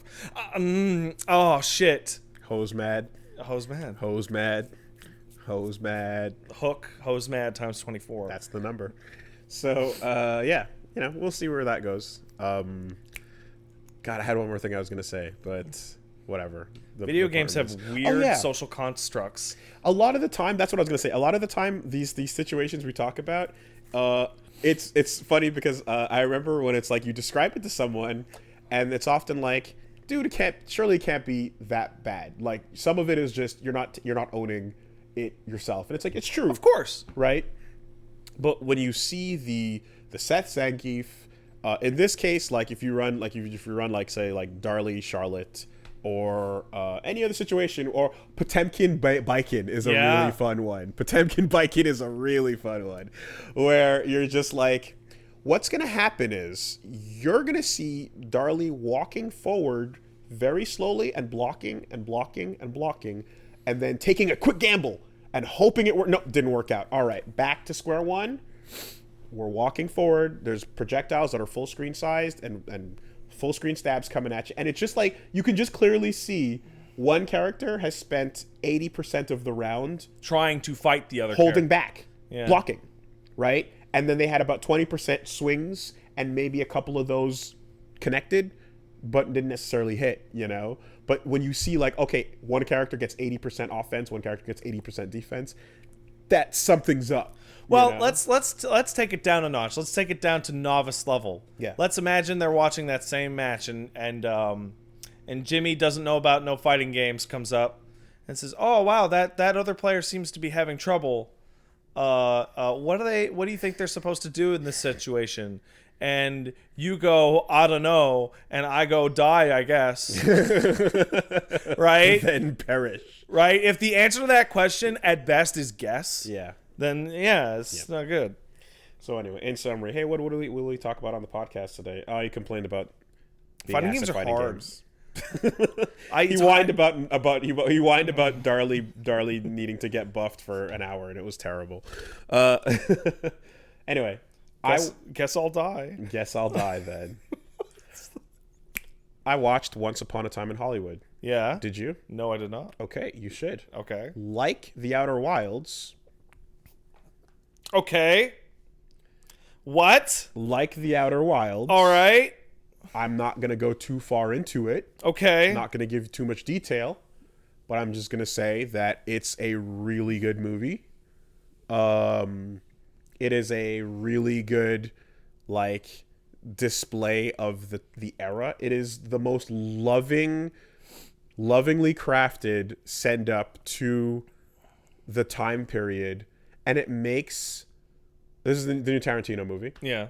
It really... with Brad Pitt and Leonardo DiCaprio. It makes other movies that are based in the 60s look like they weren't even trying.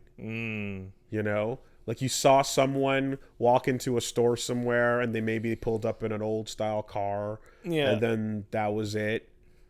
Like this thing painstakingly goes out of its way. I've got the subtitle of like Secret of the Quantum Foot in my head. Oh, you heard about that? No, I just knew it was a Tarantino movie. Yeah. What are you talking about? I'm talking about the fact that his foot fetish is now officially out of control. The fact that I made that joke just based off of the word Tarantino, which you had not said when I came into my mind, and you're now telling me that it's out of control. This, like any thought that perhaps the fact that he never addresses it ever, but it's just there, you're like, maybe there's plausible deniability, maybe it's just like, because Wiggle Your Big Toe was real bad. Dude, this movie goes full, like, this would be porn. Oh yeah, if it were not feet. Okay. Like, out there a lot. It happens on more than one occasion for extended periods of time. Nonetheless, it is a great movie. It's a great film, really fun, great characters. Just the whole appreciation of the period is really, really good. And like, it makes you really just think about how, not a lot of movies go through the trouble of like actually, like, you'll either, like I said, you'll have a car pull up to like a one restaurant set. Yeah. And then the background is just a matte painting. Yeah. You know what I mean? Mm-hmm. But here they emptied the roads and they pulled all the old ass 60s cars out. And then they fucking changed every sign and every extra, everything everywhere. Yeah. Driving down the highway, the background is 60s. Like, it is fucking, like, it is an excruciatingly detailed love letter, you know? But anyway, really good. The less I say, the better in general. But it definitely helps to be familiar with the time period and the subject matter of the movie. Because, like, it's basically, like, an actor that never existed in a setting that did exist. Yeah. You know? So, like, if you don't know too much about that stuff before going into it, it'd help to look up the real parts, you know, to be familiar with it. And then go enjoy. Also, as a Tarantino movie, it is 2:45, I think. Fuck. Another one. It's a meditation on the subject. But guess what? That 2 hours and 45 minutes is spent with really great dialogue, really interesting and fun characters interacting with each other, and it's totally worth it. I think the only Tarantino flick that I've seen that I felt dragged at all was Bastards. Yeah. Because Bastards is, I want to say, like 3 hours. Yeah. And about 10 of those scenes are the slowest scenes he's ever directed. Oh, there's slow scenes in this movie. Yeah. There's slow scenes in this movie, but I feel like you can appreciate them because they're still interesting, you know? And it's all in the name of, like, immersing you in this world. Zooming in on those cuticles. You're getting right up that toe crack. You know, is it just like every establishing shot has like a chick with her feet out? It's not just feet out. It's dirty feet. Oh man! Oh man! It's more than just feet out. It's smushed against the glass feet. We're taking it to new levels. You remember in fucking Death Proof? When they're driving down the road leg is hanging and the leg is out out the window for fucking no reason. So that it's like dead center of the shot every time. It wasn't for no reason. Fuck off. It was for a very clear reason that became obvious when that scene hit its climax. Sure, but I don't believe that that's why. For 1 second. Remember when Robert Rodriguez, I'm making this up, this is headcanon, mocked Tarantino during the fucking Grindhouse session by having the most attractive character in the movie lose one of her feet? Yeah, so it's good. Go check it out. And, like, how do I put this? If you're someone who's just like, if you have watched previous like Tarantino movies and you don't appreciate the long dialogue scenes and and you're just too boring and whatnot, then sit this one out because it's a Tarantino movie. Yeah, if you can appreciate good discussion or like dialogue and you're kind of just waiting for, you know, the action and that's about it. Yeah, this is not for you. You're gonna have to sit this one out, and it's not to create a sort of fucking, you know, up your own ass thing. It's just, this movie is mostly talking, of course, and not a whole lot. It's a fucking Tarantino movie. Yeah, not a whole lot of. I want to say like a full third of Reservoir Dogs must be an argument that Tarantino had with a coworker about you should tip your fucking waitress. Yeah, so go into it knowing that, and I think you'll like it, especially if you like dirty feet. If you love feet, you're gonna love this movie. Once Upon a Time in Feet. I don't get it. I get it. Yeah. Okay, let's get into it. Let's Let's shit on these disgusting foot perverts for a second. I think it's as simple as either two things usually. One, as a kid, crawling around and seeing legs in your face. No, I know. I can tell you right now exactly what it is. Like either you're in a house and all the women in the house were walking around and you were at foot level. Wooly, I'm telling you, or you have a kink thing. No, where it's about shame. No, and the foot is the like dirty part. I will tell you exactly what it is. It is a miswire in the brain. Because because your hands and feet are right next to your genitals. Yeah, in the brain part, and it just goes, oh, hot. Ooh. And you can look at an actual chart to see where, you can see how much physical space is taken up by the nerve endings. Yeah, that you and it's have. Like, wow, that foot part's really big. Foot and hands are huge. So, hey, listen. Lips are huge. I will give 1 point of respect. 1 point of respect to the foot people. Because for nearly a full year now, I have just been, fuck it. You people are disgusting perverts. And the way that you act, it's the way that foot people act. Because they know that to most people, foot is whatever. So they're all like, yeah, let me see your feet. In a way that would be like outrageous and in many cases actually criminal to act about people's genitals or breasts or whatever, right? But you get disgusting. You get to exist in the loophole. You get a weird fucking societal free pass loophole, you pieces of shit. And most people just find it kind of funny.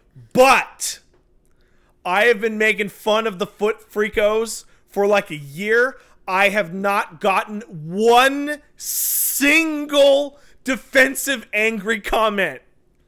Because they all know. They all know. And you know what? That's okay. Yeah.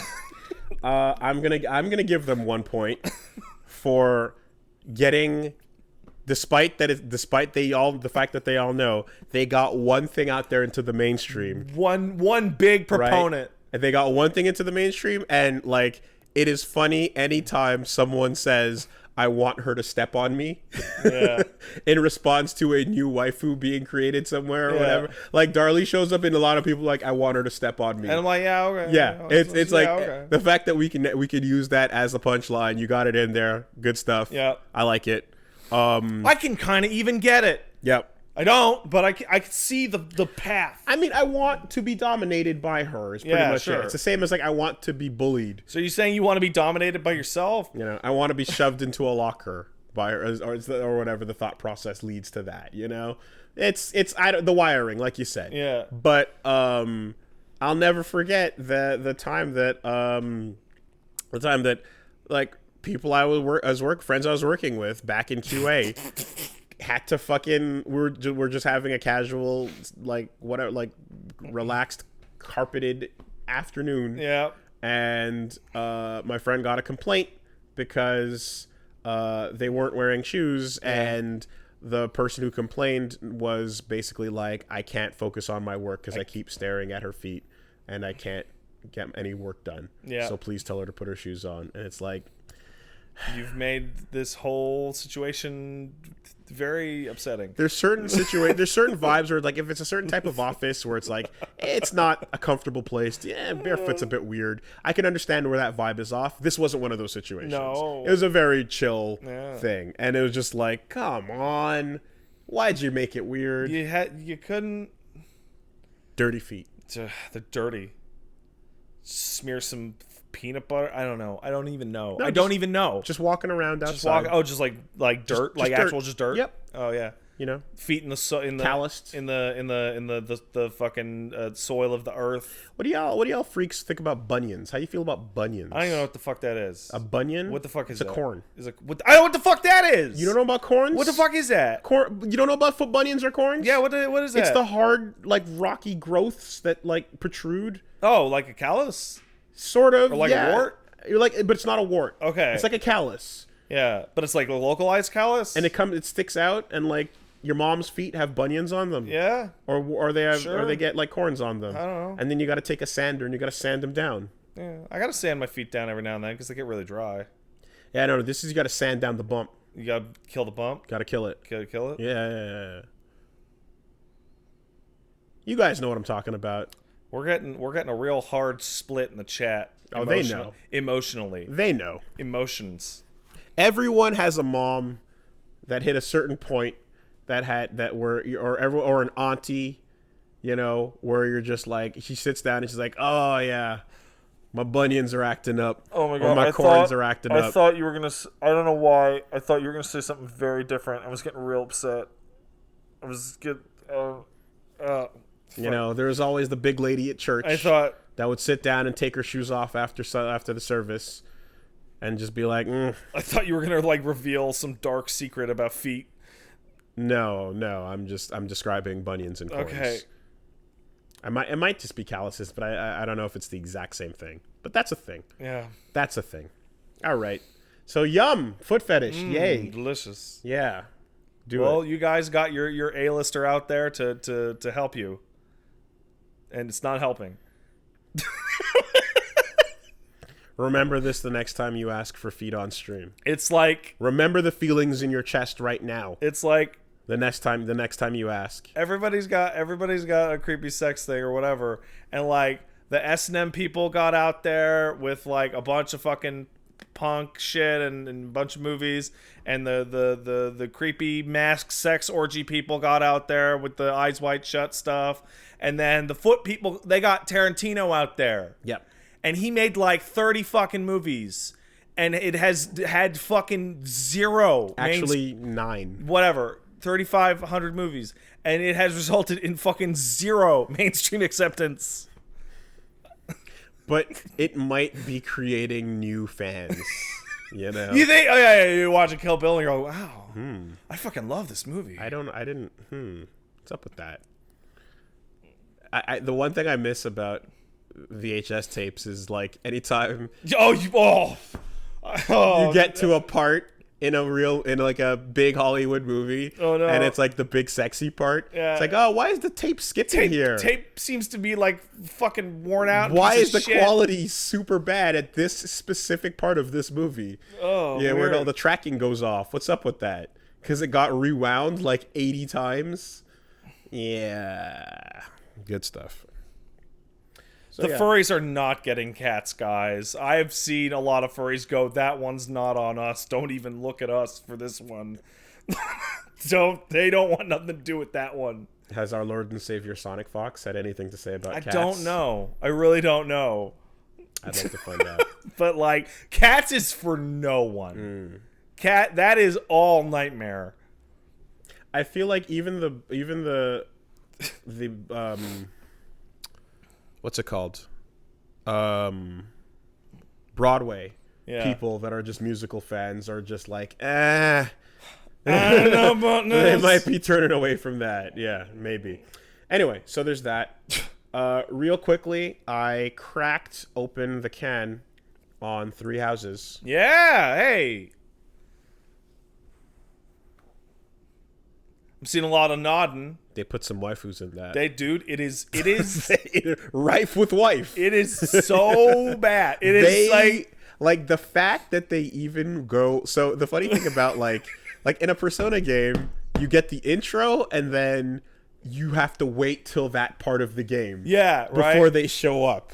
This thing, they're everywhere. The first thing you do is you meet the 3. Yeah, and then from the 3 like prima husbandos or waifus, come the subclass. Yeah, you go talk to the fucking leader, and they go, here's the fucking dick selection. And just take a look at what they like, zoom in on them, get a feel. And I straight up was just going through it like, all right, who's our Hinata? We got a Hinata? Yep, there she is. Yeah, all right. She's Marianne. There's our Chie. Yeah. All right. Really? Founder. Yeah. Yep. Leonie right there. Yep. Looking for my Shikamaru. Yep. Got it. Yeah, Felix right there. Yep. It's half Virgil. Like, he loves the edge. Run right through the gamut, and I'm just like, this is your anime, like, spread. Yeah. Right? What do you want? You want cheese? You want some crackers? Yeah. Get a little mozzarella. You want the religious ones, kind of airhead. You got one right here. Yep. You want the playboy, but he's actually kind of nice. But he's like, I love everybody, but he's kind of scumbag. He's right there. You want the One-san style big sis, just super airy but super nice. Yeah. Wholesome girl. Bam. Right. You want the tough-headed dumb kid that just charges into a fight. There he is. You want Sleepy Boy? You want Sleepy Pretty Boy? Mm-hmm. Yeah, you got him. You want Armin? You want Armin? Yeah, we got Armin. Yeah, you got Armin. We got your He's Armin. got green hair this time. I mean, fuck. Yeah. Mitsuru? We got a Mitsuru? Yeah, you have Mitsuru here. Do you want that? You want the one that's like a 1 year younger than everybody else, but then she's like, I'm not a kid, but it's fine because there's a time skip. You fucking creepazoid. She's over there. She's the best magic user in the game. Really big spread. Big spread. It's yeah. It's so calculated. Yep. But it's particularly odd because they're still. Did you fuck the Pope, Professor? Did you fuck the Pope? You have to tell me if you fuck the Pope.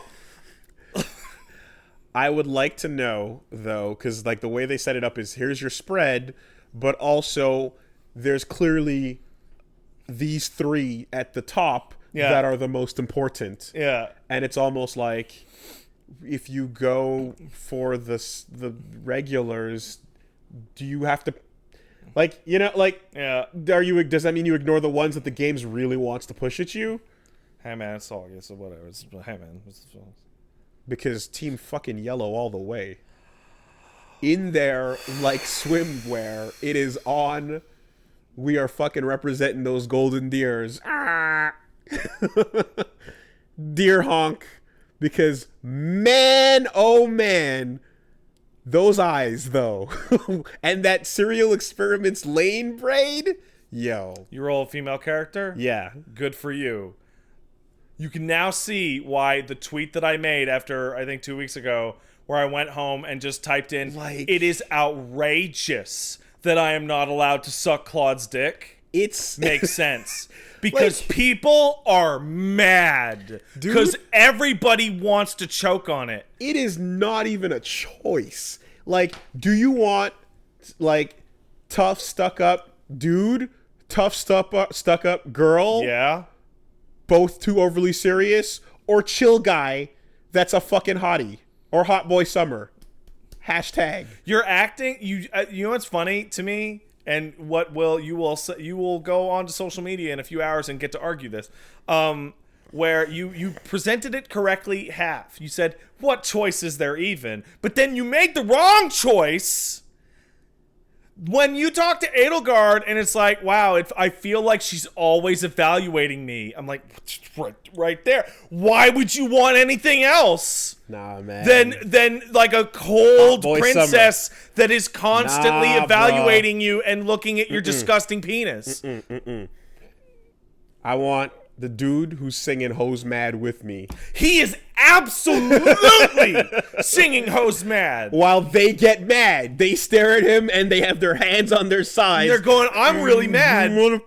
Right? He's not even royal. What are you doing? And like that, like, and the fucking, it's like, okay, the blue dudes have blue in the name. They do have and blue. Golden has golden in the name. And then the Black Eagles, you're red. You're wearing red. What the fuck are you talking about? Didn't you talk to them about why they're called the Black Eagles? They all have very good reasons. It's very clear that red is your color. Why are you acting like it's not? Because it sounds cooler to say the Black Eagles rather than the Red Eagles. Anyway, that blue, it's like Dimitri seems nice.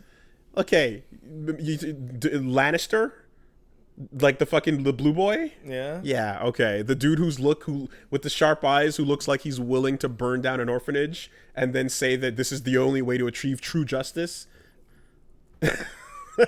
Listen, all I'm saying is that me and Edelgard know that we will maybe have to eliminate unreasonable ideals of justice. That's all I'm saying. Like, I'm looking at Dimitri and I'm like, this motherfucker is Z-targeting a maternity ward right now. You don't know that. Right now. And he's going to have that talk with... boy. He's going to stick his hand out and be like, come on. You know this is the only way to save them. There is... Fuck that. Something about the way that... Because Persona's had its characters forever, right? Mm-hmm. But this is causing... Because, like, you know, Persona has their meme explosions. Mm-hmm.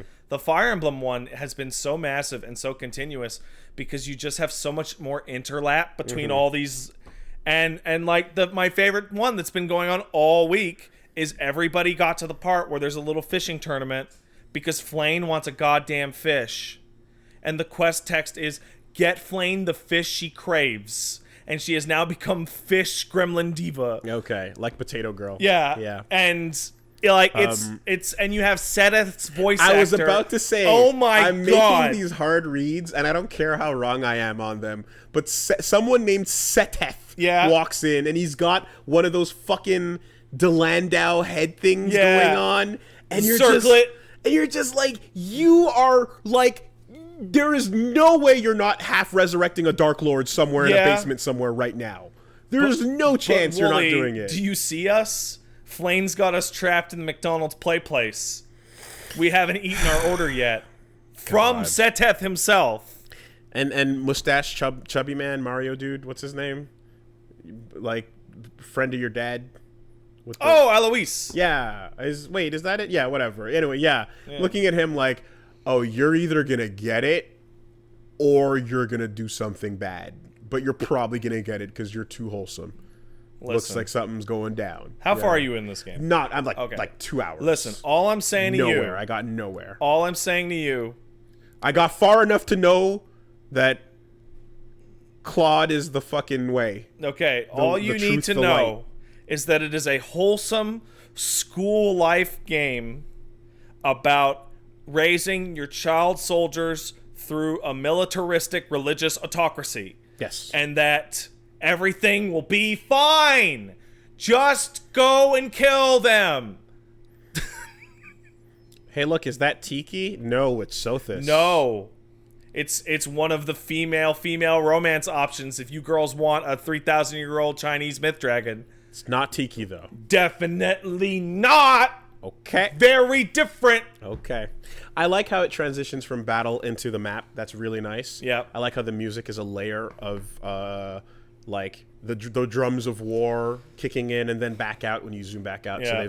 So that stuff's gotten pretty. The biggest deal for me, and it turns out, I think I talked about it before, but the biggest deal for me in terms of like, I can get into this Fire Emblem game is getting to see the threat line. Yeah. Getting to see, hey, if I move Bernadette here, who's a weak archer on the Red Eagles, she'll just die. Perfect information. So don't do that. Yeah. Like the fact that I have to have a weapon triangle printed out next to me the whole time is like hard. It's like the weapon triangle is gone. Is it? Yep. Wow. So the weapon triangle in terms of a hard counter is gone. The difference is now axes will earn moves that are really good against knights. And spears will earn moves that are really good against fire. My beefy Reiner boy, whatever his name is, with the fucking punches, beef boy. He's not really Reiner. He's more like just a blockhead. But talking about Raph, maybe. Yeah, Chunko. Talking about Raphael. He's tall. He's very tall. Yeah. He's got blonde hair. Yeah. He got wrecked by some spells, and I was like, oh, he hates magic. Magic's a problem for him. Raphael, you know what? He's all right. He's all right. Yeah. Raphael is responsible for one of the most bizarre character interactions I had in this game. Did you get to the part where you give people their lost items back? No. Found a burlap sack filled with rocks. And I went to Raphael and I go, Raphael, is this your big burlap sack filled with rocks? And he went, oh my God, Prof. I totally lost this. I'm sorry. I don't know how I lost it. And I went, you know what? I don't know how you lost it either, Raphael. What the fuck are you up to, man? Yeah. I'm calling him Young Armstrong because I feel like he's basically flexing and punching rocks. That dude is dumb, by the way. Seems legit. Later on, you'll have a thing where people are going to attack the monster. Oh, no. What do you think they're after? It's like, you know what I think, man? I think they're after the food we got stored up here because it's good stuff. Yeah, Raph. Yeah. Yeah, they're going to break in to steal the biscuits, Raph. Yeah. So anyway, dumb bitch. I didn't go very far, but I did go far enough to know that House Baratheon is the fucking truth. And by the time the game was like, yeah, you should go check out and see which one of these three you want to pick. And I'm like, I don't know. He says as he rides on a fucking deer, a golden deer, so back into the room. I have your ear and I have your attention and you're in the mindset. So there are a couple tips that I want to tell you. One, what difficulty are you playing on right now? Oh, well, it was basically to record a video. Okay, but so do you plan to continue? I played it on classic, on hard, permadeath. Hard classic. I played it on permadeath. Okay. Yeah. But normal classic or hard classic? The only options I have are like classic or No, casual. there's a hard mode and there's a normal mode, and then after When I pressed new game, it asked me if I wanted resurrection or permadeath, and I chose permadeath.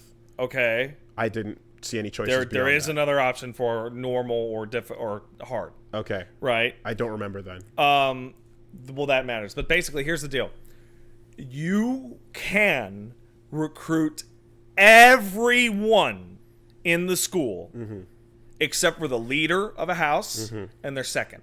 Okay. So the leaders of the house would be, for you, would be Claude and Hilda. Yeah. Nobody else is getting them. Yeah. That kind of thing. All of them by a certain cutoff date where the game shifts gears, right? They will tell you that the best way to do it is to, hey, this girl likes magic, so if your magic stat's high, then maybe she'll join you, right? Fuck that. That's not how. You jam fucking flowers and teddy bears and all sorts of shit into their gobs. You take them out to tea and you eat with them, because if you get B rank support with a character in a different team, they will just come over and ask if they can fucking hang out with you. Hey, I already got Leone. I'm good. If you're on permadeath, you're gonna want extras. Okay, yeah. Okay. Right. Yeah. Well, anyway, I dipped a toe for the purposes of seeing what's up. How do you like anime Mrs. Krabappel? Isn't it really obvious? Wait, hold on. Are you talking about cleavage? I'm talking about Manuela. Yeah, cleavage. Cleavage. Yeah. Okay. Yeah. She can't get a man because her room is too disgusting. I'm just like, you can't rock that kind of fucking. You can't rock that kind of. It's an anime school. You could do whatever, man. In this fictional time frame, people were way too prude in this world that is not real. Yeah. Last week, I got to have the fun thing of going through comments and seeing that people who know a little bit more about history are like, Wooly really doesn't like people. Apparently, the one that got me was like, people were obsessed with leisure back in the day because they were gonna die. They were gonna die right away, and art and all that shit. So yeah, gabbing about with your anime friends was actually more important before than it was now. Okay. Is that the most anime game you've played in a while? Hard. It's fucking out of control, isn't it? And here's the thing about it. I mentioned it, but like, so I took a look with the guys. It's gonna go up over on Wooly Versus, of course. When we were watching it, it's like the model quality is better than it's ever been. Yeah. Well, yeah. Right. These are gorgeous 3D anime models doing their 3D anime thing. The art style in Fire Emblem feels like it's not super distinct. It's kind of normal fantasy anime, whatever. Yeah. But that's fine. They're very, very gorgeous models. The way they're animated is fucking tiddlywinks in the wake of that new Guilty Gear trailer. And I know that's an impossible bar. I know the least fair comparison 100% I think you have ever made. 100%. But what I'm trying to get at, right, is until that clearly you created a recent reference point. I've always had that. I've complained about it in the past because we made fun of it with the Berserk anime. Yes, right? we did. But when good 3D models move rough, it makes the whole thing feel rough. When bad 3D models move rough, we fucking lol as guts bounces off the frame, right? But I'm looking at this and I'm like, man, the animation here is not doing these models justice. Apparently, the team that makes this are not the best technical wizards. Yeah. Supposedly, I remember seeing people talk about this. I didn't have a source for it. The reason why the middle of the school runs badly is because per month, all 3 variations of the school are loaded in at once. Okay. So it's in triple intensive. Yeah. So, okay. Because it would be simpler to handle. Stuff like that. Let's crack that nut open for a second, though. It's an unfair comparison to make, right? So unfair. But why is that? Is it because the Guilty Gear team is... It's the scope. Good, and they made a really pretty thing? No, it's the scope. You're comparing a 2D fighting game to a 3D strategy RPG that needs to do way more in different areas. Yeah. I've always stood by the idea that you can compare. It doesn't have to be the same genre. Yes. But it does have to be relatively close. But here's where you can do it, is in the cutscenes, right? Because yes, in the CG cutscenes. In the CG cutscenes, you're seeing the same models being used in more detailed ways than in game, obviously, but still not so good. Like, no, it's fine. It's okay. It's fine. You know, but I'm noticing more and more that it's like I'm just like, you should be animated better. These, you know what I mean? This tweening could be done in a pre-rendered in an FMV. Not everyone has Guilty Gear or Square Enix or Blizzard's CG technical. Of course not. Like they just don't.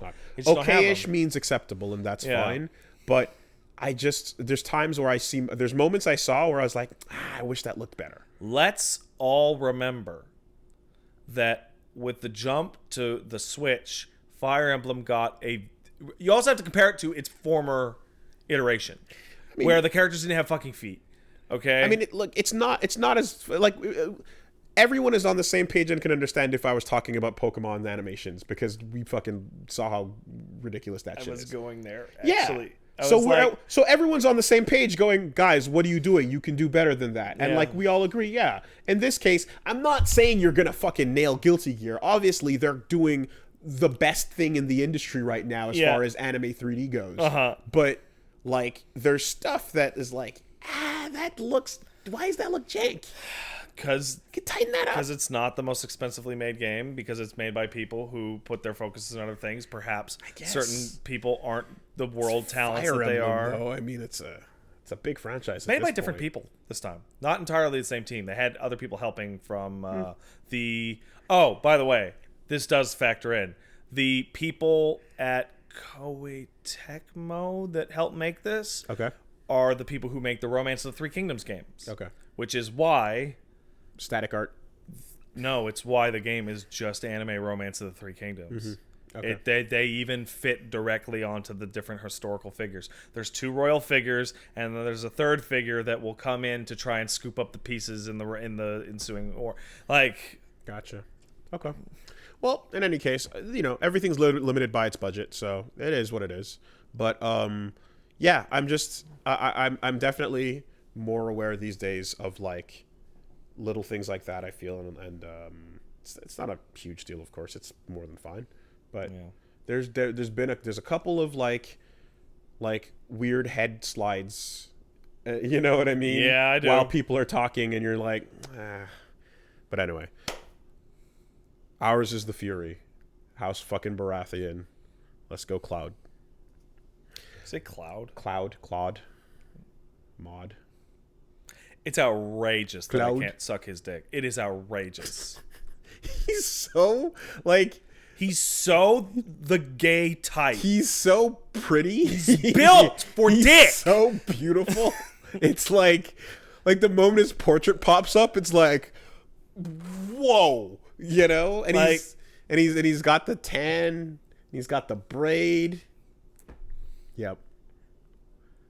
What chance did they stand? So to break that down, there is I joke about it's outrageous I can't suck Claude's dick. It is actually kind of disappointing, because for same-sex options, the chicks have 5. For gay dudes, there is 1, and he kind of sucks. Okay, it's Sleepy Boy from Black Eagles.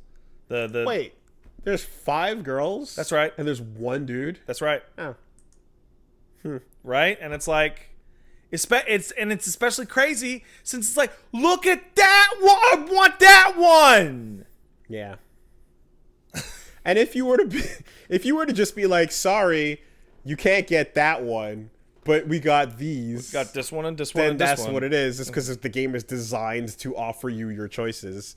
But Fire Emblem for girls. Yeah. Yeah. There you go. That's what you need. Yeah, but it doesn't matter. It doesn't matter. I want my Claude, and I got my Claude. I hope you give birth to a creepy deer. A golden deer. Yeah, well, antlers and all. That's bad. Yeah, so you can check that out. That quick look. That's going to be going up on Wooly Versus. soonish. Also took a look at Fiction Sphere. I talked about it. It's a Kickstarter game by Team Ein Jahar, the guys that were basically making a Mega Man Zero inspired game. No, I remember that. Yeah. Real mechanically interesting because it's more than just Mega Man Zero. It also has a like 2D character action sort of combo system, juggling, launchers. You have like supers and meter usage and stamina and like a lot more going on than you would think. And then you hit a B button and then it turns and then your character faces the background and a cursor pops up and then it turns into wild guns. That's really weird. So you have shooting gallery. That's really bizarre. Sections in addition to combo sections, in addition to Mega Manning sections, and you basically switch between being Zero, Mega Man, and Wild Guns as you play, and it is quite well done. A lot of mechanics. They throw them all at you in that tutorial. That is a bit like, ooh, you know, it should probably loosen up or at least give you the chance to free form instead of like holding your hand as hard. But anyway, the Kickstarter is successful and it's going to be happening anyway. So good on them. Shout out to Fiction Sphere. Before we leave Fire Emblem, I just want to say I think we can find some common ground because there are some cool people in all the houses. But Wooly, can we both agree that the blue lions smell? Was there even a single interesting blue Felix. lion? He was. He's Virgil. He's got black ponytail and loves swords. Yeah, he was. He's literally Virgil. Yeah, he's the one that was dead serious and wanted to. Yeah, I think I called him Neji at the time. Yeah. He's that guy. He's that guy, right? But they smell. I can't think of any other interesting ones I scrolled through when I was going through the list. So probably it's bad. You know what? The breakdown is like mostly black eagles. They're very popular, followed by golden deer, and like way in the back in popularity is fucking is blue lions. And hey, Blue Lions fans out there, hey, you keep it's fucking it's Pokemon Go all over again. It's Harry Potter all over again. Yeah, but the colors are distinctly Zapdos, Moltres, and Articuno. Well, they're always those colors. Well, no, like Hufflepuff, Slytherin, and you mean yellow, red, yellow, black, yellow, blue, green, and red. Were they basic colors? Yeah, they always are. Slytherin wasn't black. Slytherin was green. Oh, okay, all right.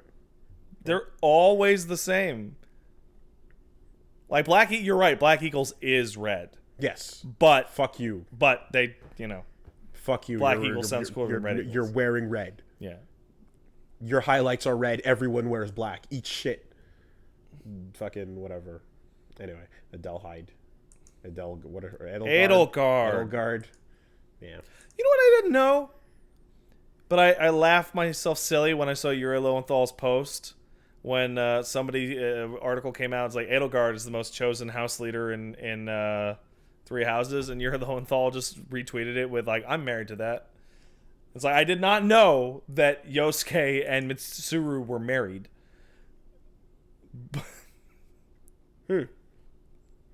Yeah. That's a good sounding household. So, didn't she do a Crazy Lady cosplay as well?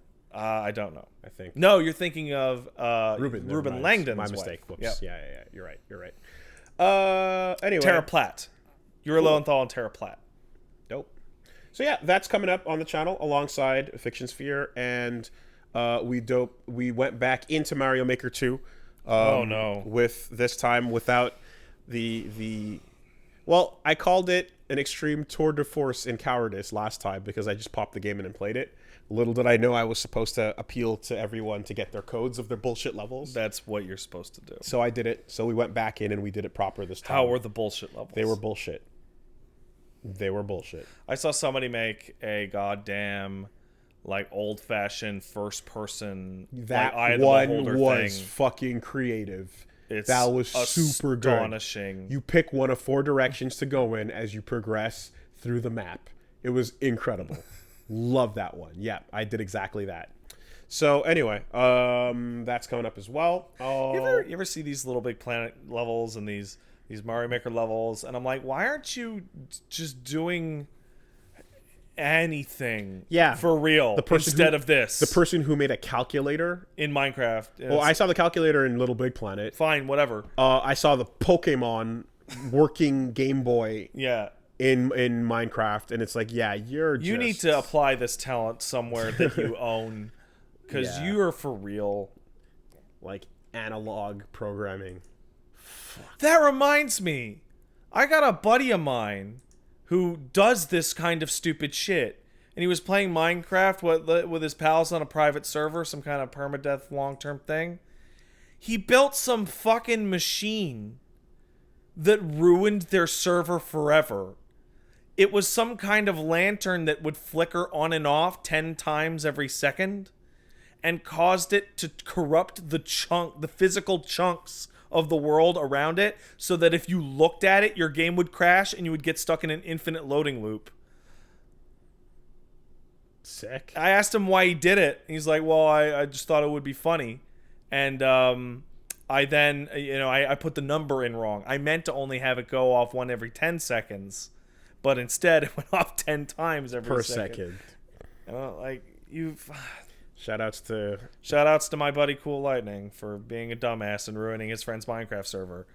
Shoutouts to Gekito Ninja Tyson 2 when you take Demon Sasuke and you do the big fireball with both of them, and they just clash together and slow the game down to 1 frame per second. Then it goes to 0 frames per second, and then the game goes, and then the GameCube crashes. Yeah, that's good. Choice. Last thing is the D&D game I played, or not D&D, but the tabletop game I played for D20 Live at Com Bravo. The game recording is up. I retweeted it. Yeah, we played for a couple hours. It was a good time. I was in the world of Avatar playing Dr. Punchface alongside some of the other guests that were there. But be sure to check it out if you want to see me doing some tabletop fun stuff on D20 Live. That's up there as well. So with that and more on Wooly Versus and so on. Oh, that's right. I was recently on a podcast last week. You've also appeared on this podcast, if I remember correctly. Which one? I just want to make sure I get the name exactly correct, because I was mainly just talking about the Yakuzis. Last podcast. No, it wasn't Level Clear. Not that one. It was the last podcast network. It was... Why the fuck can't I remember? Oh, I feel really embarrassed. This is really embarrassing. Okay. Yakuza with Angry Spat. Wizard and the Bruiser. There Wizard we go. and the Bruiser, yeah. Yeah, you've been on that. Yes. Because I kept wanting to say Last Podcast Network, but that's not the name of the podcast. No, Wizard and the Bruiser. Yeah, we talked about Yakuzis for like a good hour and a half. Yeah. Guess what? It's a cool franchise. No. Negoshi's nuts. Yes. So all that stuff. Also, until I get back, and even a little bit after that, on Wooly Versus, we're doing 1 video a day just because I'm gone. We're recording as much as possible. But as soon as I get back, Min is leaving town for a week as well. Why don't you just let Reggie and Min handle it while you're gone? Just have them just do whatever without your supervision. So we're going to be doing 1 video a day, and after that, he'll be on vacay for a week as well, and then we'll be back to normal. So for now, we're on slow mode. Yeah. Please enjoy.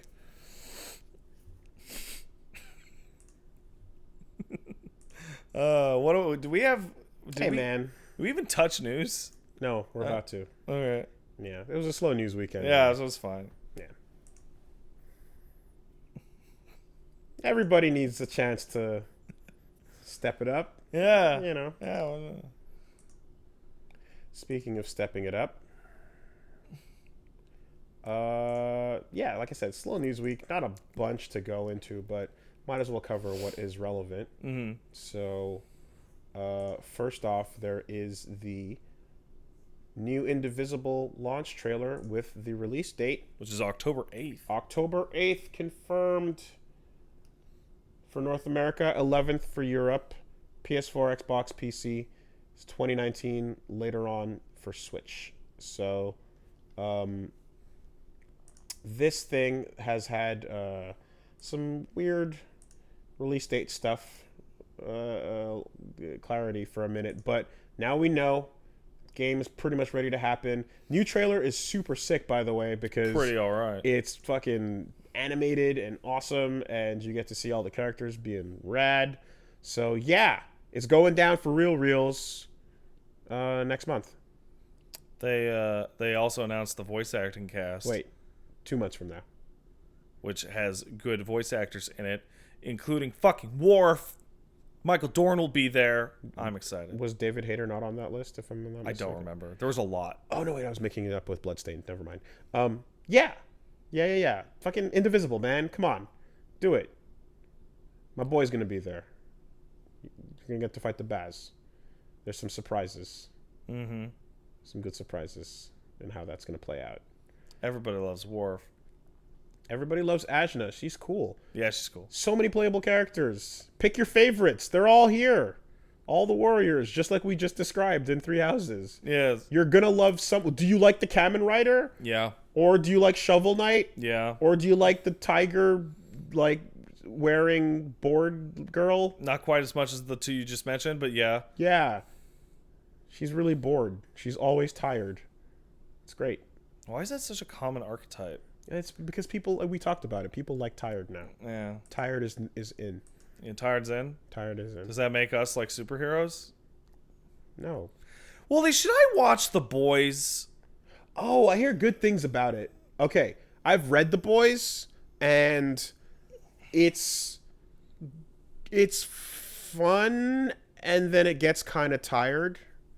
So I dropped off of the comic. Okay. But there's some real wild shit in it where you're like, holy shit. But I've heard that the show is a lot better. Rich and Jay liked it. A lot of people like The Boys. Yeah. A lot of people like The Boys. Did you watch their Once Upon a Time? No, why would you watch the spoiler for the movie you didn't watch? Never mind. Anyway, yeah. Yeah, I did, Wooly. Yeah, yeah. This is a stupid question. That's right, Wooly. I haven't watched it, but I hear that action wise, they do some really cool things. Mm-hmm. I don't know how faithful they are to the book, but apparently, like I said, people are saying this is a way better version of the story. Mm-hmm. And the comic was, like I said, it was fine. It was fun. There's some good gags in it and some fun stuff. But then, like there's a point where you're like, okay, you're overstaying the welcome, kind of, and whatnot. But yeah, I don't know. I haven't actually watched the show, but they're advertising the shit out of it. They sure are. Yeah, it's getting theatrical trailers in front of movies. So, literally saw one in front of Once Upon a Time in Hollywood. So, why do you ask? I've been thinking about it because it's like, what if Superman was a jerk, and I can identify with that. Yeah. Well, like we're trying to fucking kick the supers in the balls. Yeah. Mm-hmm. See, that's a bit of what Wanted was originally, except they were actually supervillains. In this case, it's not quite that. A little bit different, but still. Yeah, I have to check it out myself. All right, what do we got news? What do we got? All right, so yeah, there's that release date. Who did Evil this week? Someone. Do we have to go straight there? Yeah, I know it's on there. All right, well. Fortnite got its mechas just like everybody wanted. Yeah. How's that going? # remove the mech. Yeah.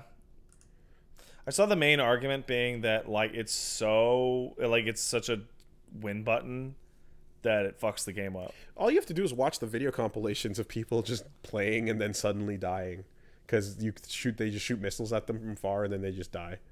And there's just that's it. Yeah. There's no it's funny because it's almost like you can see the Apex team being like, yeah, remember that interview where we said we tried to implement mechs and then we didn't do it for good reasons? That's why we did it. Here's why we didn't do it. Because it'd be bullshit. Literally the turnaround from that announcement and everyone going, holy shit, they just took Titanfall, to the #1 trending hashtag on Twitter being remove the mech because everyone hates it, is kind of nuts. And particularly for competitive was the complaint. Well, it's interesting because when you can have a big in Titanfall, the way it kind of worked is that the mech was rare, but also your mobility options were extreme, so you had ways to not die. Fortnite has, from what I played of it, zero mobility options other than building. But if you have a big robot, you jump and build your mobility. sure. But what I mean is like if you have a robot that could just shoot that, what are you supposed to do? So yeah, because of the iteration speed of everything Epic does with this game, they were able to create and roll out a thing that apparently ended up being completely busted and unfun for a lot of people. But it was a cool idea, and it's something that I would definitely agree to on paper. But yeah, it's a problem apparently. So what we get to see here is, maybe the Apex folks were up to something. Maybe they had thought about it more than not at all, perhaps. And they did say that the truth is you can either roll out a really weak mech or a really overpowered mech. Yeah. But either one creates a problem, so what do you want to do? No one wants to jump in something that's just going to get them killed. Because they're highly visible and all and that no shit. one wants it to be a match winner, because then it becomes the whole point of the game. So, yeah. You know? Anyway. Seems like a bad idea. I mean, if everyone could get one with their team that was like an intended design thing, then you could have had a game designed around. I feel very out of touch because I've played the Fortnite and I'm like, yeah. If everyone could drop a mech, could drop a Titan, and then each shoulder could have your 2 team members on it. Yeah. And then you could fight. You build a little fort around it. Yeah, well, you're trying to survive the battle royale. I don't know, man. I don't know the fucking answer. Trying to survive the Fortnite battle royale. But anyway, Epic did respond. Eventually, they did decide to make it less frequently available in competitive playlists. It's not actually a solution. I mean, they didn't remove it, but they made it so that it's harder to get. Now there's a 21.5% chance of between 1 and 3 mechs spawning, down from 100% chance of between 2 and 4. It was 100% of matches Of 2 to 4 mechs showing up.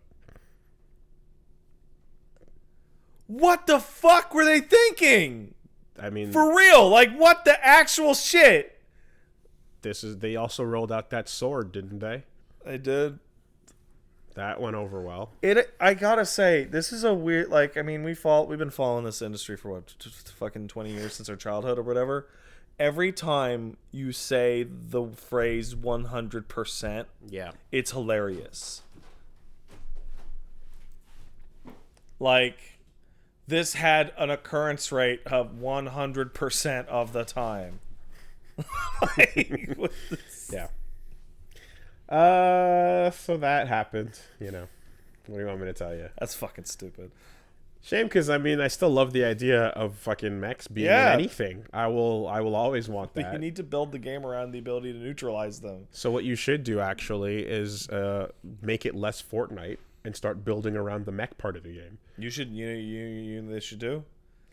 They should build around the mech part of the game, and in order to emphasize being able to take down the mechs, they need to give everybody like anti-mech like abilities, and you take all the building buttons and remove them and replace them with new buttons about mobility and how to take down the mechs, and then you make the mechs more common. And of course, to balance that out, you're going to need to have people spawning in their mechs. So everyone's going to need to have their own. So let's just remove the entire dropping out of a mech thing and just always have you in a mech. And then you take out the ground people at all, so that it's fair to have everyone be in the mech. And then you're going to need to change the map. So you're going to want to put it in a more even play field with less hills. So you want to put it in space. Like it's zero gravity, but then you're gonna have to add. They should just make a Zone of the Enders battle royale. Is what I'm saying to you. That would be the shit. I mean, really cool mecha designs would certainly. They can afford Shinkawa. Yeah, sure. Yoji's not busy. He can. Yeah. So. It's gone from I wish Fortnite wasn't the biggest game in the world to maybe they could make a Fortnite version for me. It's more or less what I've been waiting on. They could if they wanted. It's what sure. Yeah. But then the name Fortnite is not going to be as applicable anymore. Oh, who cares? So, It already isn't applicable to its own game. Yeah. Well, so maybe a rebranding. Yeah. To the zone. To Gundam Zone. Gun Zone. Nailed it. Gun Zone Boys. There you go. Orbital Frame is such a good... It's so good. I love it so much. Such a good nomenclature. Oh, because it's a little long. It's a little long. It's not like short, but it's also like, ooh, it's got a lot of syllables in the first, but it's what I would want them in real life to be called. Yeah. You know, it adopts the language that I would like it. All right. Well, anyway. We can talk a little bit about the terminology that was used in Daisuke Ishitowari's recent post. That was a hell of a write-up. That was wild. And I saw a lot of people going, this is just PR talk. And I'm like, this is not the way people talk about their fucking games. No. Also, this is also the person who brought us Overture. Yes, it is. Whoa, and Dust Strikers. So it's not a complete freebie. But the footage clearly showed a fighting game happening. Yeah. Therefore, it is at the very least a fighting Not game. Overture. Yes, not Overture. But something is going down, and they're clearly, in his You want to break down some of the points here? Because they're wild. Hi, everyone. This is Daisuke Ishitowari, the general director of the Guilty Gear series. Hope you enjoyed the reveal trailer. Not much I can divulge. Yada, yada, yada. The core concept is unlike past titles, neither evolution nor returning to the roots, not addition or subtraction of elements from existing titles. We're pursuing a brand new experience for Guilty Gear. To achieve that goal, we've disassembled the current franchise into fragments, sifted out the pieces to make it unique and charismatic, using those pieces to have a complete reconstruction of the franchise. What we're undertaking is a full frontal confrontation with the essence of the fighting game genre, a tremendous challenge for Guilty Gear. It is a high-risk move on our part. However, we have an accumulation of plentiful resources and experience, a clear vision, and excitement towards a future of a new possibility. I believe in Guilty Gear. I believe in Guilty Gear. Hashtag. Yeah. You know? So, I feel like we can translate that a little bit. And it became because I got excited. I'm excited. And I tweeted about it, and there were a couple people that were just like Octopip was just like, fuck yeah, Dust Strikers 2 or Isuka 2 or whatever. No, shut up. And and whatnot. But then there was some people that were just like, I don't know, what does this mean? Is this just PR speak? I don't get it. Yeah. It's a little hard to parse if you're not like all the way in there with that mentality. So the first thing that I can parse there, he talks a lot about it's not a reinvention, it's not an evolution, we're not adding or subtracting. For better or for worse, Street Fighter has shit in it that is fucking sacrosanct. It's Street Fighter. There's 6 buttons, right? When you get hit on the ground, you're on the ground. You're on the ground,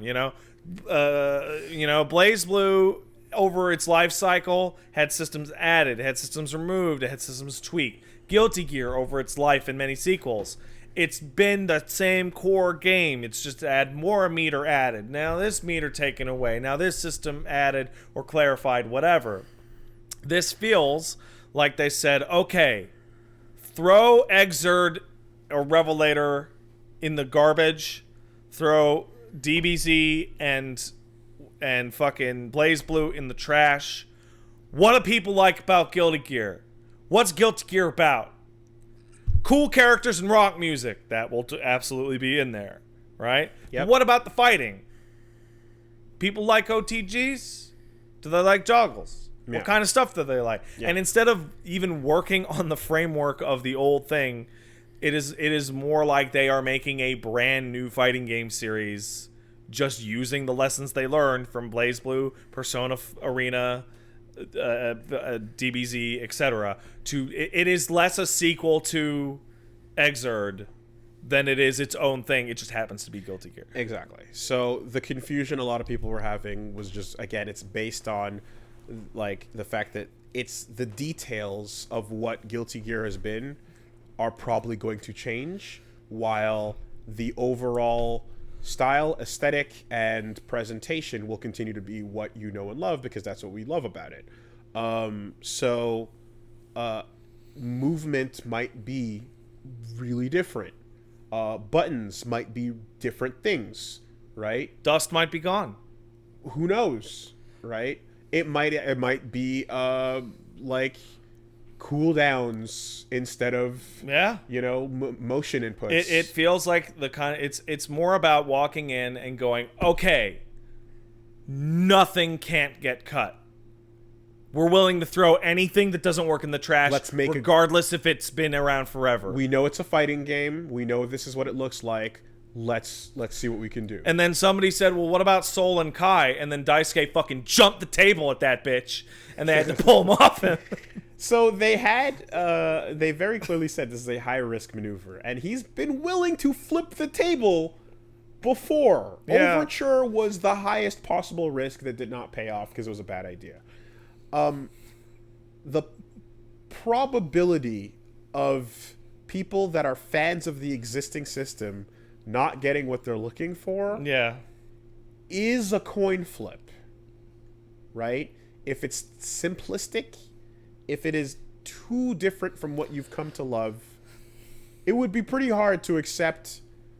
I mean, look, like Street Fighter to Street Fighter EX is a whole different thing, but it has shadows of its former self. If this is truly as different as they're saying it's going to be, I mean, hey, as long as it's fun. I saw a really good question. And has depth. Just now. Yeah. It was like, if they're willing to change everything about Guilty Gear, why is it still Guilty Gear instead of something completely new? Yeah. To that, I guess I would say there's two reasons. One, Guilty Gear's a known name. Two, which I think is actually more important, Daisuke is the Guilty Gear. Yes. It is. There are few game series ever that have been more someone's baby than Guilty Gear has been Daisuke's child. And every iteration of it is a truth that he sees for what this is supposed to be. The man writes the scenario, most of the storylines, designs a lot of the characters, voices some of the characters, including the main character, writes, performs the music, comes up with the general idea of the, like, Daisuke is Guilty Gear. Big OC, do not steal. But yeah, he like, so that's like, he's willing to change the shit and keep it like the fact that it was literally, he came out at one point and made a statement to the effect of everyone from Guilty Gear X that is not Sol, Kai, and Dizzy is not canon.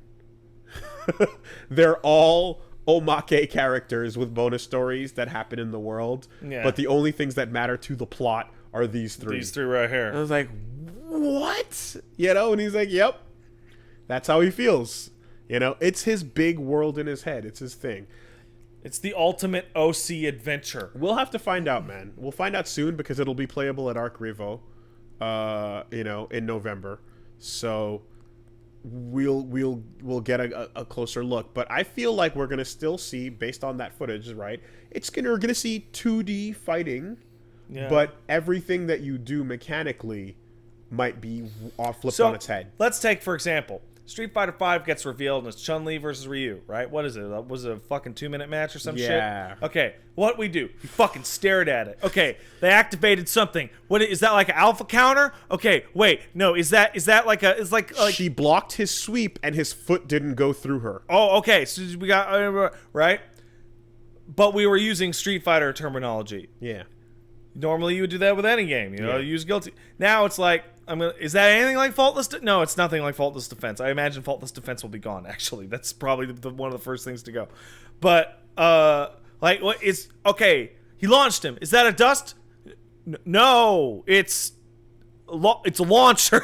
I think, right? I think PKSHS might be gone. Yeah, I absolutely believe it'll be gone. And this is the type of message you give when you're going to shake things up that hard. This is the message you give right before you drop Injustice that doesn't have a block button. Right. Yeah. And it's people go fucking crazy because it's a Mortal Kombat game with no block button. If this goes down badly and he creates Overture 2.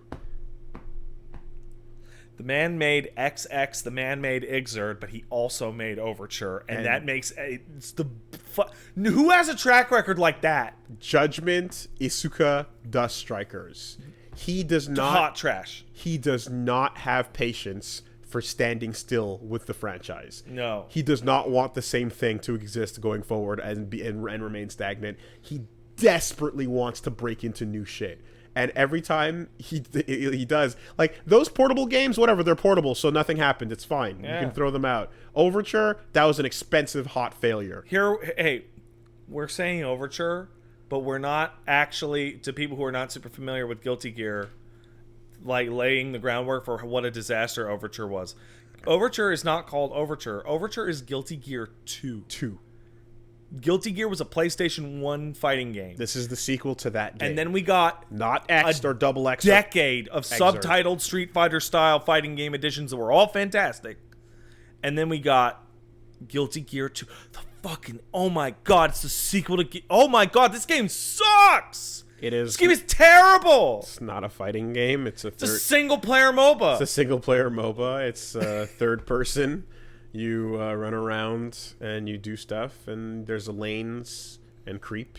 Hey, you know what is the single strongest thing about Guilty Gear aesthetically?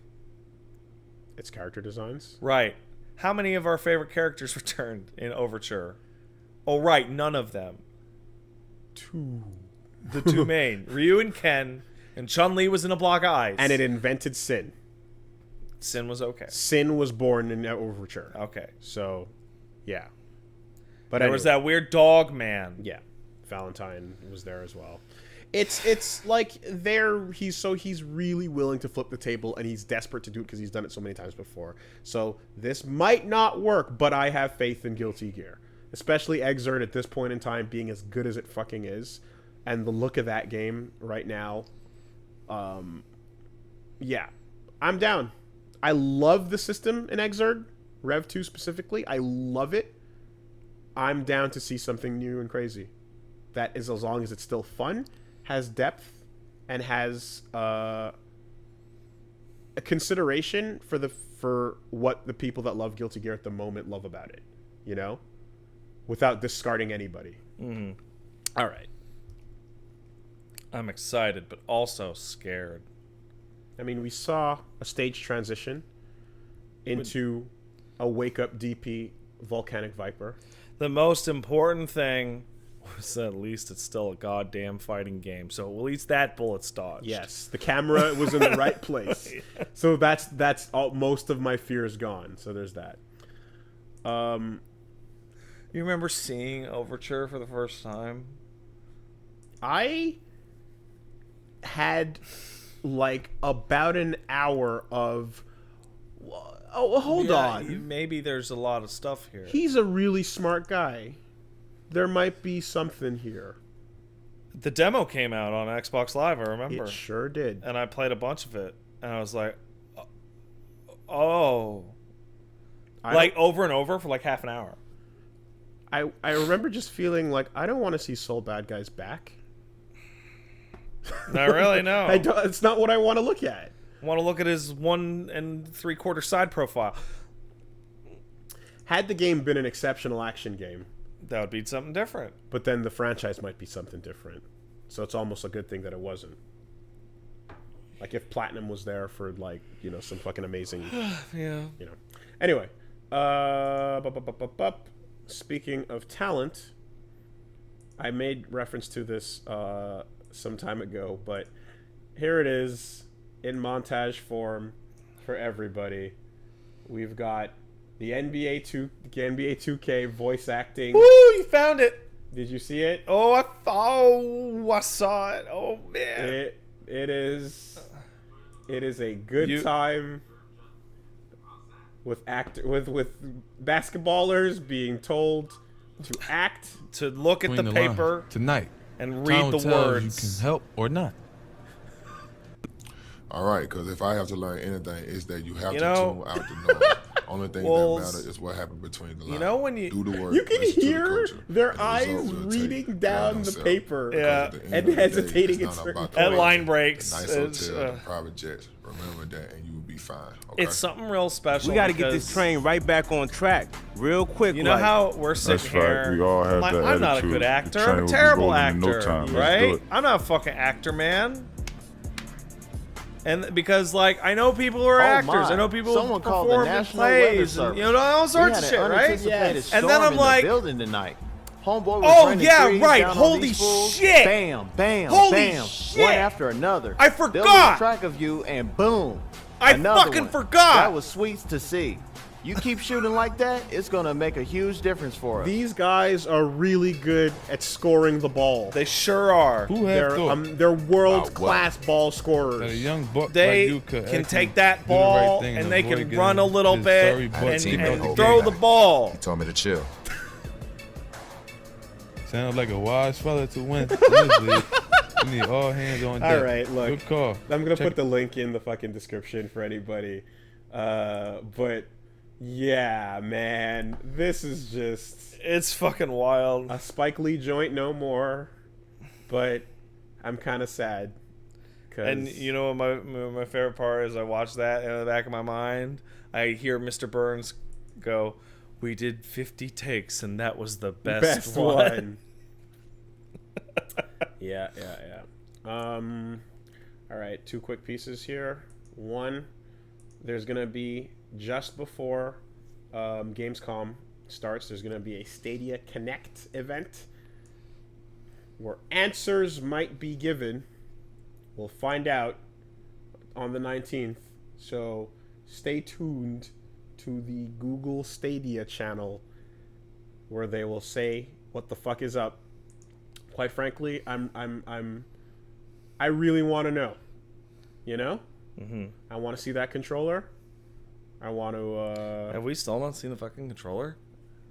Have we seen the controller? I don't remember seeing a controller. Guys, have we seen the controller? I don't remember seeing a controller. You tell me if I saw it. I might have seen it, but I don't remember seeing a controller. Because I don't remember the controller. I don't. Oh, we have? We have. Oh, yeah. Okay. I guess I saw it. Oh, well. Fucking deleted that memory. And this last one here is... maybe you can explain this a bit, but all right. I find this interesting. What do you got? What do you got for me? FF14's main quest will be shortened soon. Oh, man. In patch 5.3. So I actually have a lot to say about this, if you're willing to talk. Oh, did you just opt to not? It's something that I wouldn't have thought would have rated for news. I think it's interesting that they're shortening the main quest of a video game. So... You have been... I'm going to catch you up a little bit on a discussion we've already had, me and you. You remember a while ago I described what is known as a jump potion. A jump potion is an MMO. Destiny has them too. You pay a fee, you skip to a certain level, or you skip past certain expansions or whatever so you can get to that juicy end game, right? Now, I don't recommend these. I think these are a really bad idea. I think you were paying... to invalidate things you've already paid for. I think it's baffling, right? However, I cannot deny the problem that FF14 has is a development problem that is like 5 years old. So, they did the Realm Reborn thing, right? They fixed the game. Wow, it's a new MMO. Ooh, it's pretty good, right? So they had a plan, and they've stuck to that plan since, where they do a patch cycle, and the patch cycle is extremely rigid. 0.0 comes out, which is your expansion. So right now, Shadowbringers is 5.0. Has the expansion, a couple bosses, yada, yada, yada, the raid, whatever. 0.1 comes out, and that's a catch-up patch, right? And it adds a couple story beats, a couple story missions here or there, like, I don't know, like 10, 15 story missions, right? And they're pretty good, right? And then it's still 0.2, and then 0.2 adds the new raid, and yada, yada. And it has been the same layout every time. 0.1, 0.2, 0.3, 0.4, 0.5, and then 0.55, which is the, hey, the expansion's coming patch, right? When they did it for A Realm Reborn back in 2.1, they really were desperate to give people as much value as possible. But what that means is that you hit level cap in Final Fantasy XIV at 50, the old level cap, the original one, A Realm Reborn.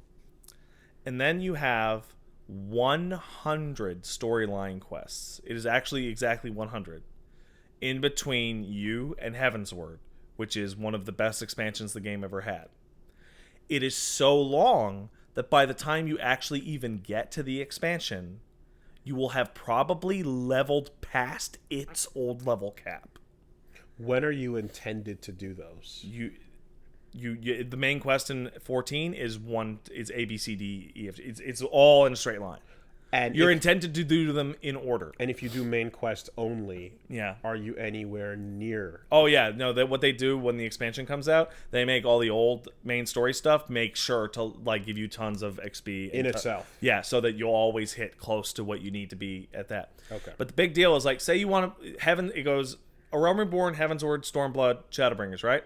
Say you're playing Heavensward, right? You beat the main campaign, then you do the patch quests. The patch quests, in their sum totality, right? All five of the batches are about half as long as the main campaign, and they're pretty good. They're pretty concise. When they come out, they're short. How many are there? But in Heavensward, maybe 40, right? And they're pretty good. The problem is the Realm Reborn ones are not pretty good. There's 60 of them that are like fetch quests.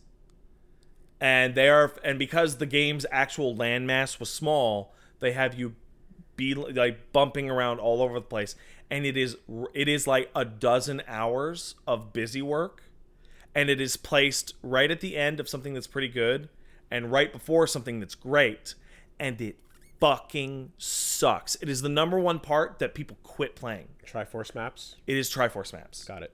But it's Triforce maps at this point in time that stops you from playing the next Zelda games. That's right there, waiting for you. You're not allowed to play Breath of the Wild until you finish your Triforce maps. Yeah. Right? Mm-hmm. So people say, buy the jump to get to Heavensward. Right? Fuck it. Yeah. Fuck it. Because that part sucks so much ass. Mm-hmm. So people are saying, guys, fuck. There's actually not that much story content there. Can you fucking shave it, please, God? And they are finally. So New Game Plus is coming in the next patch in 5.1, which is basically just going to be hit a button and all the main scenario quests have their complete flags unlocked. So you're able to just go, did you complete all those? No, you didn't. They're all free to continue to do again at your leisure, right? So they're still there, but you just don't need them. Yeah, because you completed them on your character. And then for 5.3, they are going to work on, I guess this would be called new player experience, because it's of like, there are parts of the main story in Final Fantasy XIV that really, really fucking drag. And that is level 32 to 40 and level 50, I'm doing air quotes, till the start of the next expansion. These are the parts that people quit during because they're slogs. Okay, but at the time when it was new, it was like it didn't feel like bloat because it was busy work you were being at the time given. It didn't feel like bloat because it was like, wow, the new patch came out. It's the latest thing to do. And the new patch came out with 20 quests. There's new shit, yeah. Right? Yeah. But that's 5 years ago.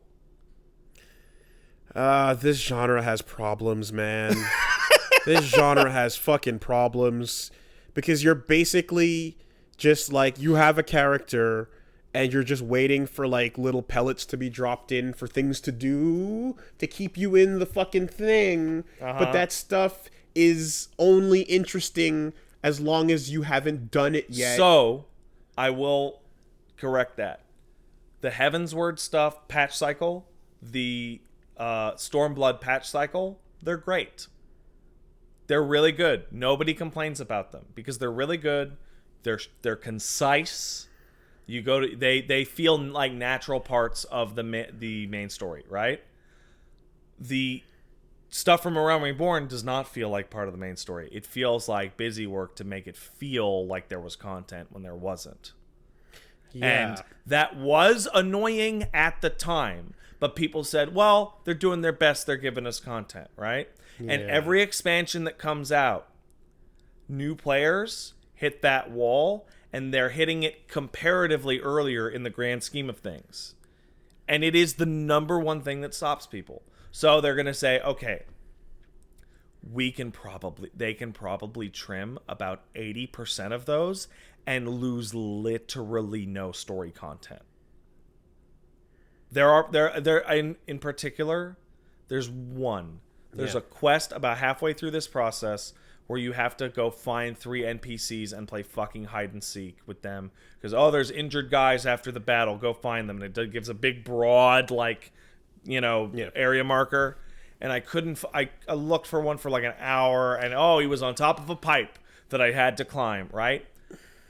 There's actually no content in that quest because it's literally just take care of these guys after the fight. If that quest got cut, it would make no difference other than removing 10 minutes to an hour and a half of busy work. It's nice that this is coming about, and I like the idea of this type of like, okay, fine, yeah, we can actually admit you don't need any of this, and this is a drag right now. But this is the only kind of genre where this can happen. No, it's not. Is there like I can give you a fighting game example. Okay, because I was trying to think of like games where there's no set real endpoint. You're just kind of in a holding. I can give you a real example until the next content drop. It's not exactly the same mechanically, but development wise, it is. Okay. You ever play a fighting game, and the last character to get released from the season pass got way more love than the first one? Yeah. Now, what if it wasn't a character? What if it was an entire game? An entire game. But this is not just the quality though. This is also a numbers thing. It is also the quality. Yeah. Okay. But when you said 100, it's a lot. Like it even no, if but Wooly, you know why the quality is low on them? Because they said we have to make 100. Yeah. Instead of we have to make 20. Yeah. Right? And so they spread the same resources out. All it is, and the other thing is like, imagine if Street Fighter 4 came out, and this is actually a decent one, and each release was its own game, right? And every new batch of characters was like a full game's worth more interesting and developed than the old ones. Mm-hmm. This would be the equivalent of going back to the vanilla cast and giving them a touch-up. Mm-hmm. Because people want to play as Ryu, but Ryu looks like shit next to DLC Guile. I guess it's just, well... Yes, like Smash DLC. Like Smash DLC. Exactly like Smash DLC, actually. Look at Hero. Look at him! But I guess it's like... But there's a difference, though, between... Well, I don't know. I'm trying to... Because the analogy here... There's a part of this where it's like, yeah, but you're talking about annoying busy work. Yeah. And that's never fun. Nope. But they wanted to give the feeling of giving everybody tons and tons of content, and it was a mistake. So here's the thing. In a Destiny, in a WoW or whatever, hey, you know that old content that sucks ass, that's outdated? You don't have to do it. Because the way FF14 structures its main story, you absolutely have to do it. You can't not do it. And so because they have made it integral, they kind of need to go back and catch it up to at least acceptable standards compared to literally the whole rest of the game.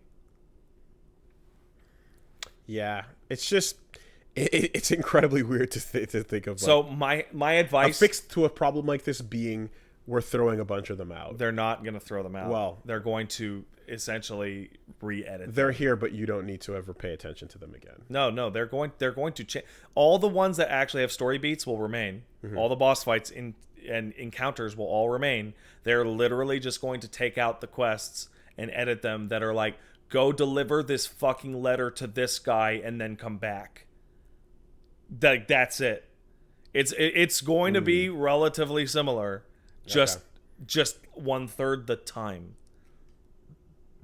It's to the point where if you feel like this is the kind of thing that would put you off, I would say wait until 5.3, which would be next year. That, I mean, again, it is it is very interesting that this is even a consideration that they're making. I've never heard of anything like it. I've never heard of anything like it. So I have heard of one game like it, and WoW did it, and they did it for their entire game. and it was a disaster with Cataclysm. Or they just called all the that's why Classic WoW exists. They were like, no, we want to redo it better, and like they did, but they did it for the whole game. They didn't do it for a quest chain. They did it for the whole fucking game, and it was a disaster. I remember when Twitter did it. Now we got new Twitter. I don't want new Twitter. I don't want it on the side. I want it on the other side. It was fine there. I want it on the top. And then I don't need that trending tab everywhere I go all the time. I don't need the trending tab anywhere I go. We can just get rid of that, please. Hey, look, Gordon Ramsay's trending on Twitter. Why? Oh, he yelled at somebody about food. Fucking shocker. I love Gordon Ramsay, but still. I also don't need to see because you follows. Those aren't necessary. I follow people that I want to see stuff from, and I like what I like, but I don't need to see what they like. Because did you know that somebody you like follows psychopaths? I mean, yes, I do now. Like Sonic Fox has embraced the fact that his Twitter's unwatchable. He was just like, yo, if you follow me, LOL, get ready for the mix-up. Because you follow Sonic Fox. Oh God! No, not now, not here. Oh, that's nah, man. Nah, man. I'm good. Well, anyway, all right. Let's take some letters and get out of here. Hey, if you want to fucking, what do you call it? Can I get a fucking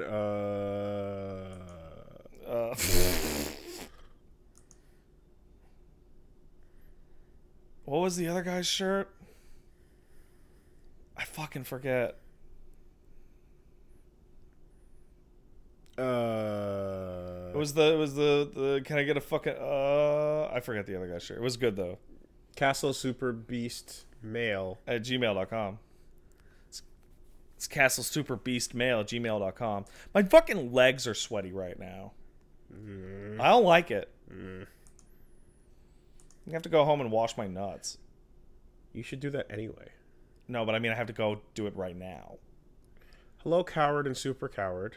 Oh, can I be Super Coward? I've been recently looking at Sam's show as a game that interests me, but I've encountered the weirdest issue with a fighting game. There are no characters that appeal to me or stand out from watching gameplay or looking at the roster. I'm usually able to pick out a few in the roster that I know I'm going to play before buying. Have you ever had trouble finding a character you like in a game? Yeah. All the time. If I can't find one, I usually just stop playing that game, and I feel sad. Prior to, like, Mila and Rig existing, DOA, I didn't have any huge standouts. I kind of fell towards Ein because I'm like, okay, his design is kind of cool, I guess, but nothing really screamed out to me. And Hayabusa's awesome, but I didn't want to main Hayabusa. He's the super ninja, man. You can't. So, and I didn't want to main Zack either. So, yeah, I just did. DOA always kind of had that issue to me. But yeah, it happens. There's games that come out where you're just like, I don't know, God, old Mortal Kombat. I mean, I guess Jax, but. Yeah. Sub-Zero and Reptile are cool ninjas. Yeah. Sometimes it's tough. Sometimes Can you guys stop waifu battling in there? It's creepy. Weirdos. It's annoying when there's no clear, like, oh, absolutely this. Yeah. There are fighting games that have the audacity to come out that don't have grapplers. I'm like, why would I even play this game? Why would I even look at it? I'm trying to think of, like, it's got to be something with, like, a bigger roster where I just didn't fall in any given direction. But Marvel Infinite. I don't know. Nailed Drawing a it. blank right now. Well, anyway, it does happen, but I can't pull anything out. Don't pull it out. I mean, I used to do Yoshimitsu until Steve. And yeah, I don't know. Well, anyway, it's not. abnormal. But there's a whole new season of DLC coming to Sam's show, so you might like some of those characters. Check those out too. And if you play Tekken, it's quite likely a character you like from a different fighting game will show up. Okay. We got one coming in here from Josh Moa. Says, hello, beasts in the Super Castle. Yesterday I was playing UMVC3 with my nephew, who's about 14 or 15. We were having fun. And I showed him some TAC Infinites later. And he said, that's cheating. What the hell? And I agreed. But in my head, I thought, is it cheating? It was allowed in tournaments, but anyone who did them didn't get banned. So where do you draw the line on glitches like this? I think you should call your was his nephew? Yeah. Yeah, you should call him a fucking scrub and dance around him. It's interesting because when you want to see a fucking infinite. It's interesting because it's like there is stuff where you like there is stuff back in the day where they'd be like, yeah, that's banned. I think like bugs where it's like you can't play anymore. Yeah, Gambit leaving the fucking screen and shit like that. They're like, come on, get the fuck out of here. The game is now just gone. The Magama death trap for your cabinet. You have to ban that because there is no game left. Yeah. Right? You've broken the situation. That bullshit with, what was his name? What was Kim's brother's name? Are you thinking of Kim Soo-il in Kizuna Encounter? Or No. I'm thinking about KOF like 2001... 2K2, the white hair. Not Jaehoon. Yeah, what was his fucking name? God, yes. Whatever, but his bullshit. Oh, get hit while rolling in the fucking middle of the air. Now you can fucking just low kick people in the face infinitely. Jun, yeah. Yeah, like get fuck off with that. Yeah, but in team games, if you have touches of death, it's fine. Because at worst, you're killing one member of their team. Yeah. And then they have to deal with a mix-up, and then the game resumes. If it's not a team game, then we need to talk. Yeah. Yeah. And then there's Tekken, which has touches death all over the fucking place. But like, if it's a skill-based thing, it's like, if you can run Stop Fierce with El Forte all the way through, then you deserve it. God bless, because your hands are machines. Hey, let me ask you a question. Is Tekken 3 out of 5? Tekken is 3 rounds. Oh, it's 2 out of 3. It's 2 out of 3 games, but it's 3 out of 5 rounds. 3 out of 5 rounds. Well, whatever. First to 3 rounds. Yeah. Okay. Yeah. So I always felt that in a non-team game where you can just make people die, they all seem to go up to 3 to 5 rounds. Have you noticed that? Virtua Fighter and Tekken both have 3 out of 5 as their standard, because in those games you can just die. Any games that are too fast is where that happens. Yeah. Like, anytime that there's I remember when Skullgirls, they were like, maybe we should do this 3 out of 5.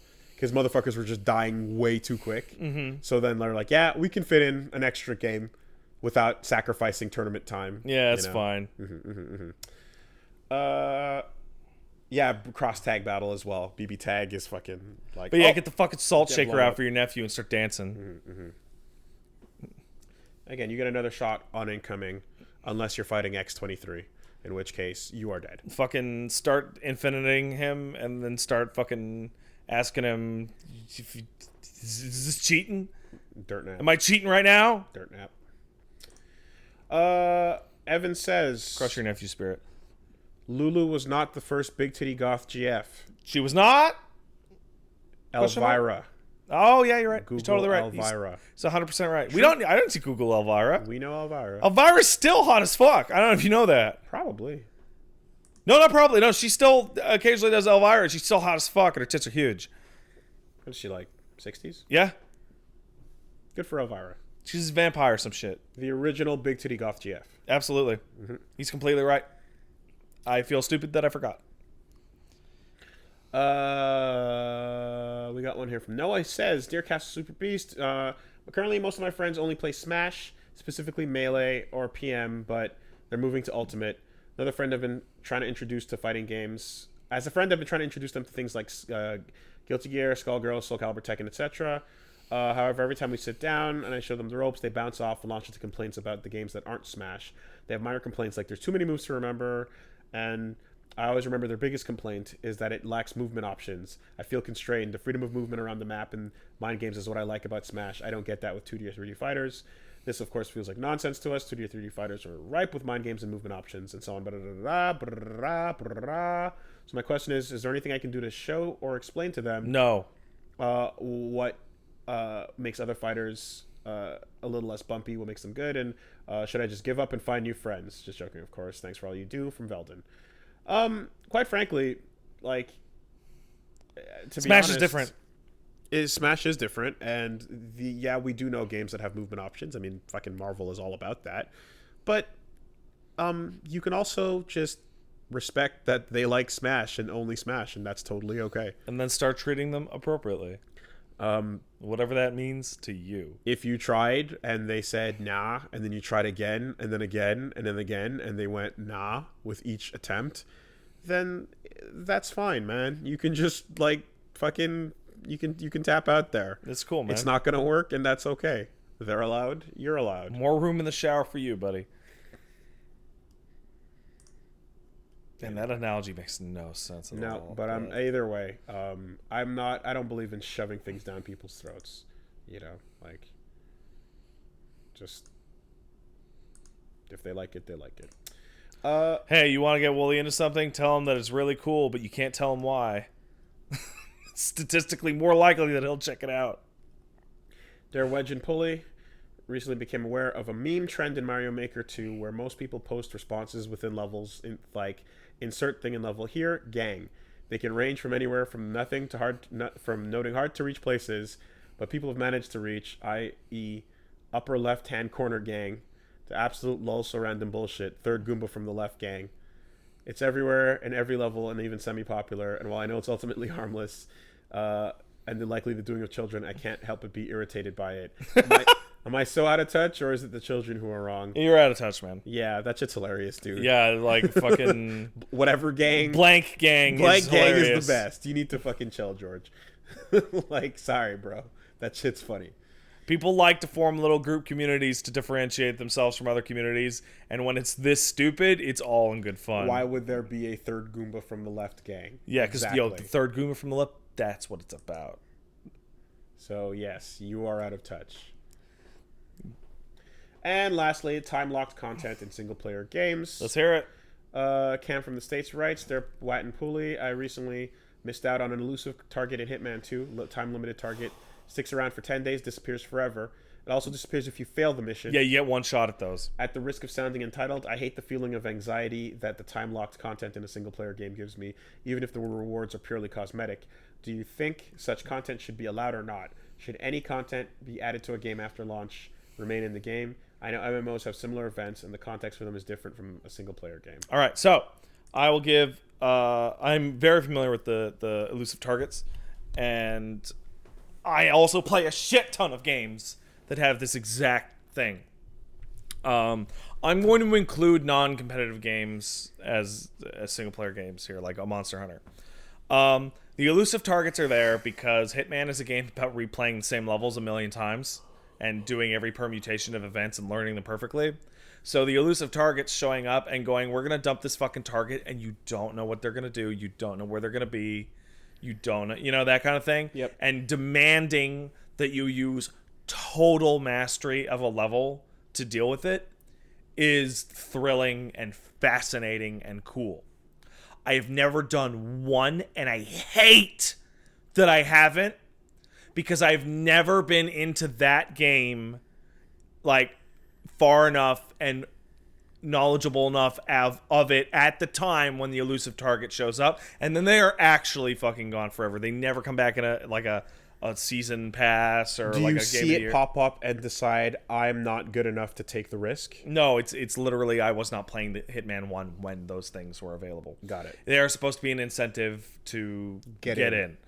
But the elusive targets, out of all of the time-limited things, I think are the smartest and the most interesting. And the people who do play those games like religiously, it is a reward of their total mastery. I think the way Monster Hunter has handled its events has completely killed my desire to play Monster Hunter until Iceborne comes out, which is now in January, right? They're doing an event right now that every event they have ever had in Monster Hunter is now available. So you can do all of them. I don't want to do any of them because if I don't do them by such and such a date, they'll all be gone. I won't be able to get those things anyway. I hate it. I couldn't stand they'd roll out a boss that you can only fight for 2 weeks. But is this not now happening for people who have missed the opportunity? Yes. So why is that bad? It's good that they brought it back, but the way they used to do it in Monster Hunter, Event Quest would come out and then it would just be available permanently forever. Oh yeah, that's better. Right? That's just better. Yeah. And like feeling rushed to do it in Monster Hunter, it sucks. So they're doing that in 5 where they have these costumes that they've rolled out. I was like, I'm totally gonna get those Monster Hunter. Never got a single piece. Yeah. I got Nero, I got the Rathalos, you know, I got a couple. And then they had like Captain Commando and some other really obscure Capcom characters that I'd like to get. And they're rightfully like, if you're a big Capcom mark, then you're gonna want to come and get this cool shit. But they're in and then they're gone, and the way, yeah, I kind of hate that. I understand why it's there, and it is effective at forcing you to boot the game up when you otherwise wouldn't have, for sure. You can say it's a reward for those who stay dedicated to it, but I just think it feels bad for most people. And I don't think you should put a thing in your game that feels bad for most people, and even if it's supposed to be an incentive, I think you can make it feel good. Even if you wanted to do like a time limited thing, you could at least have a rotation, or like make it so that it is I mean, Overwatch had those events, right? They had their events where you get an outfit, and like at the very least, if you have a head start for a while until an unlock point where it's like, and now they're all back around and available. Yeah. If you wait long enough, you just got the head start. Mm-hmm. That's fine.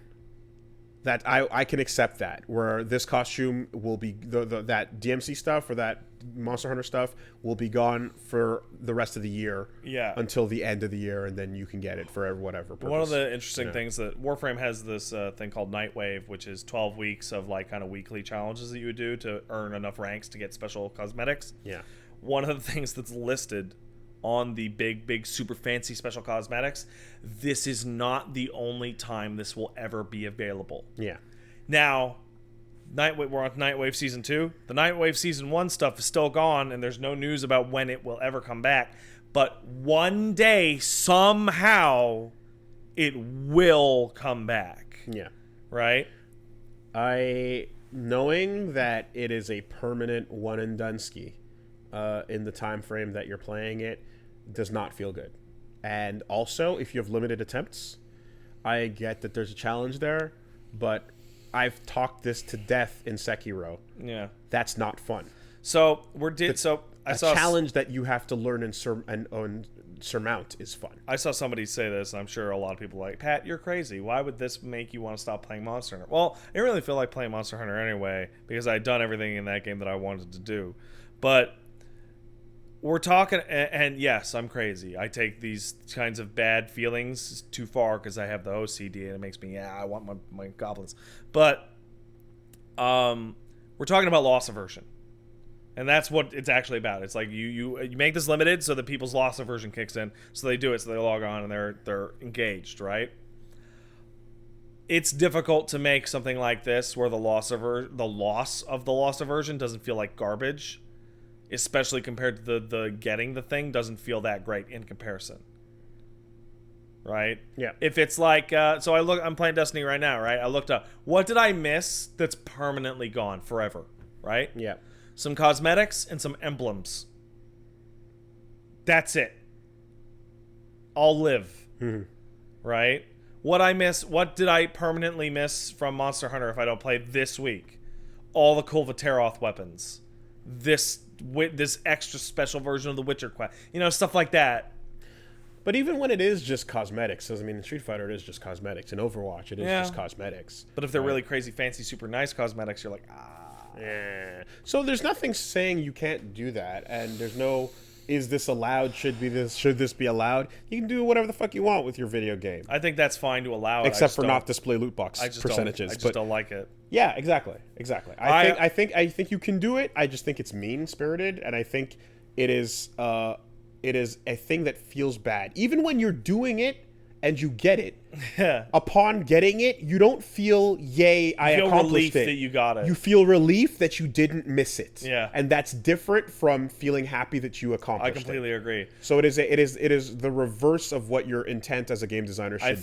I think the ideal situation would be elusive targets as is with one change. Once all the content is out for that game, they just throw out they just toss in all the elusive targets as extra missions. Right? However you want to do it. Hey, did you play this game through the whole year? Right? That means when you were, oh man, elusive targets coming out. It's a big excitement. But did you buy it as the Game of the Year edition on sale for $20?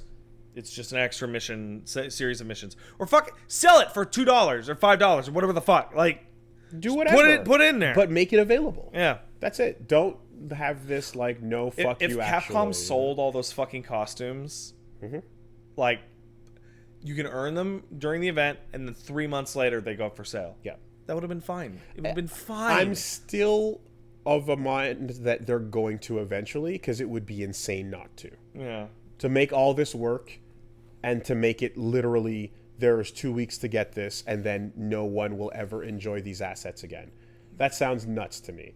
Like, it might be all right, when the final version of the game comes out and everything's on the disc. Wait, they sell them right now? Oh, perfect. There you go. Great.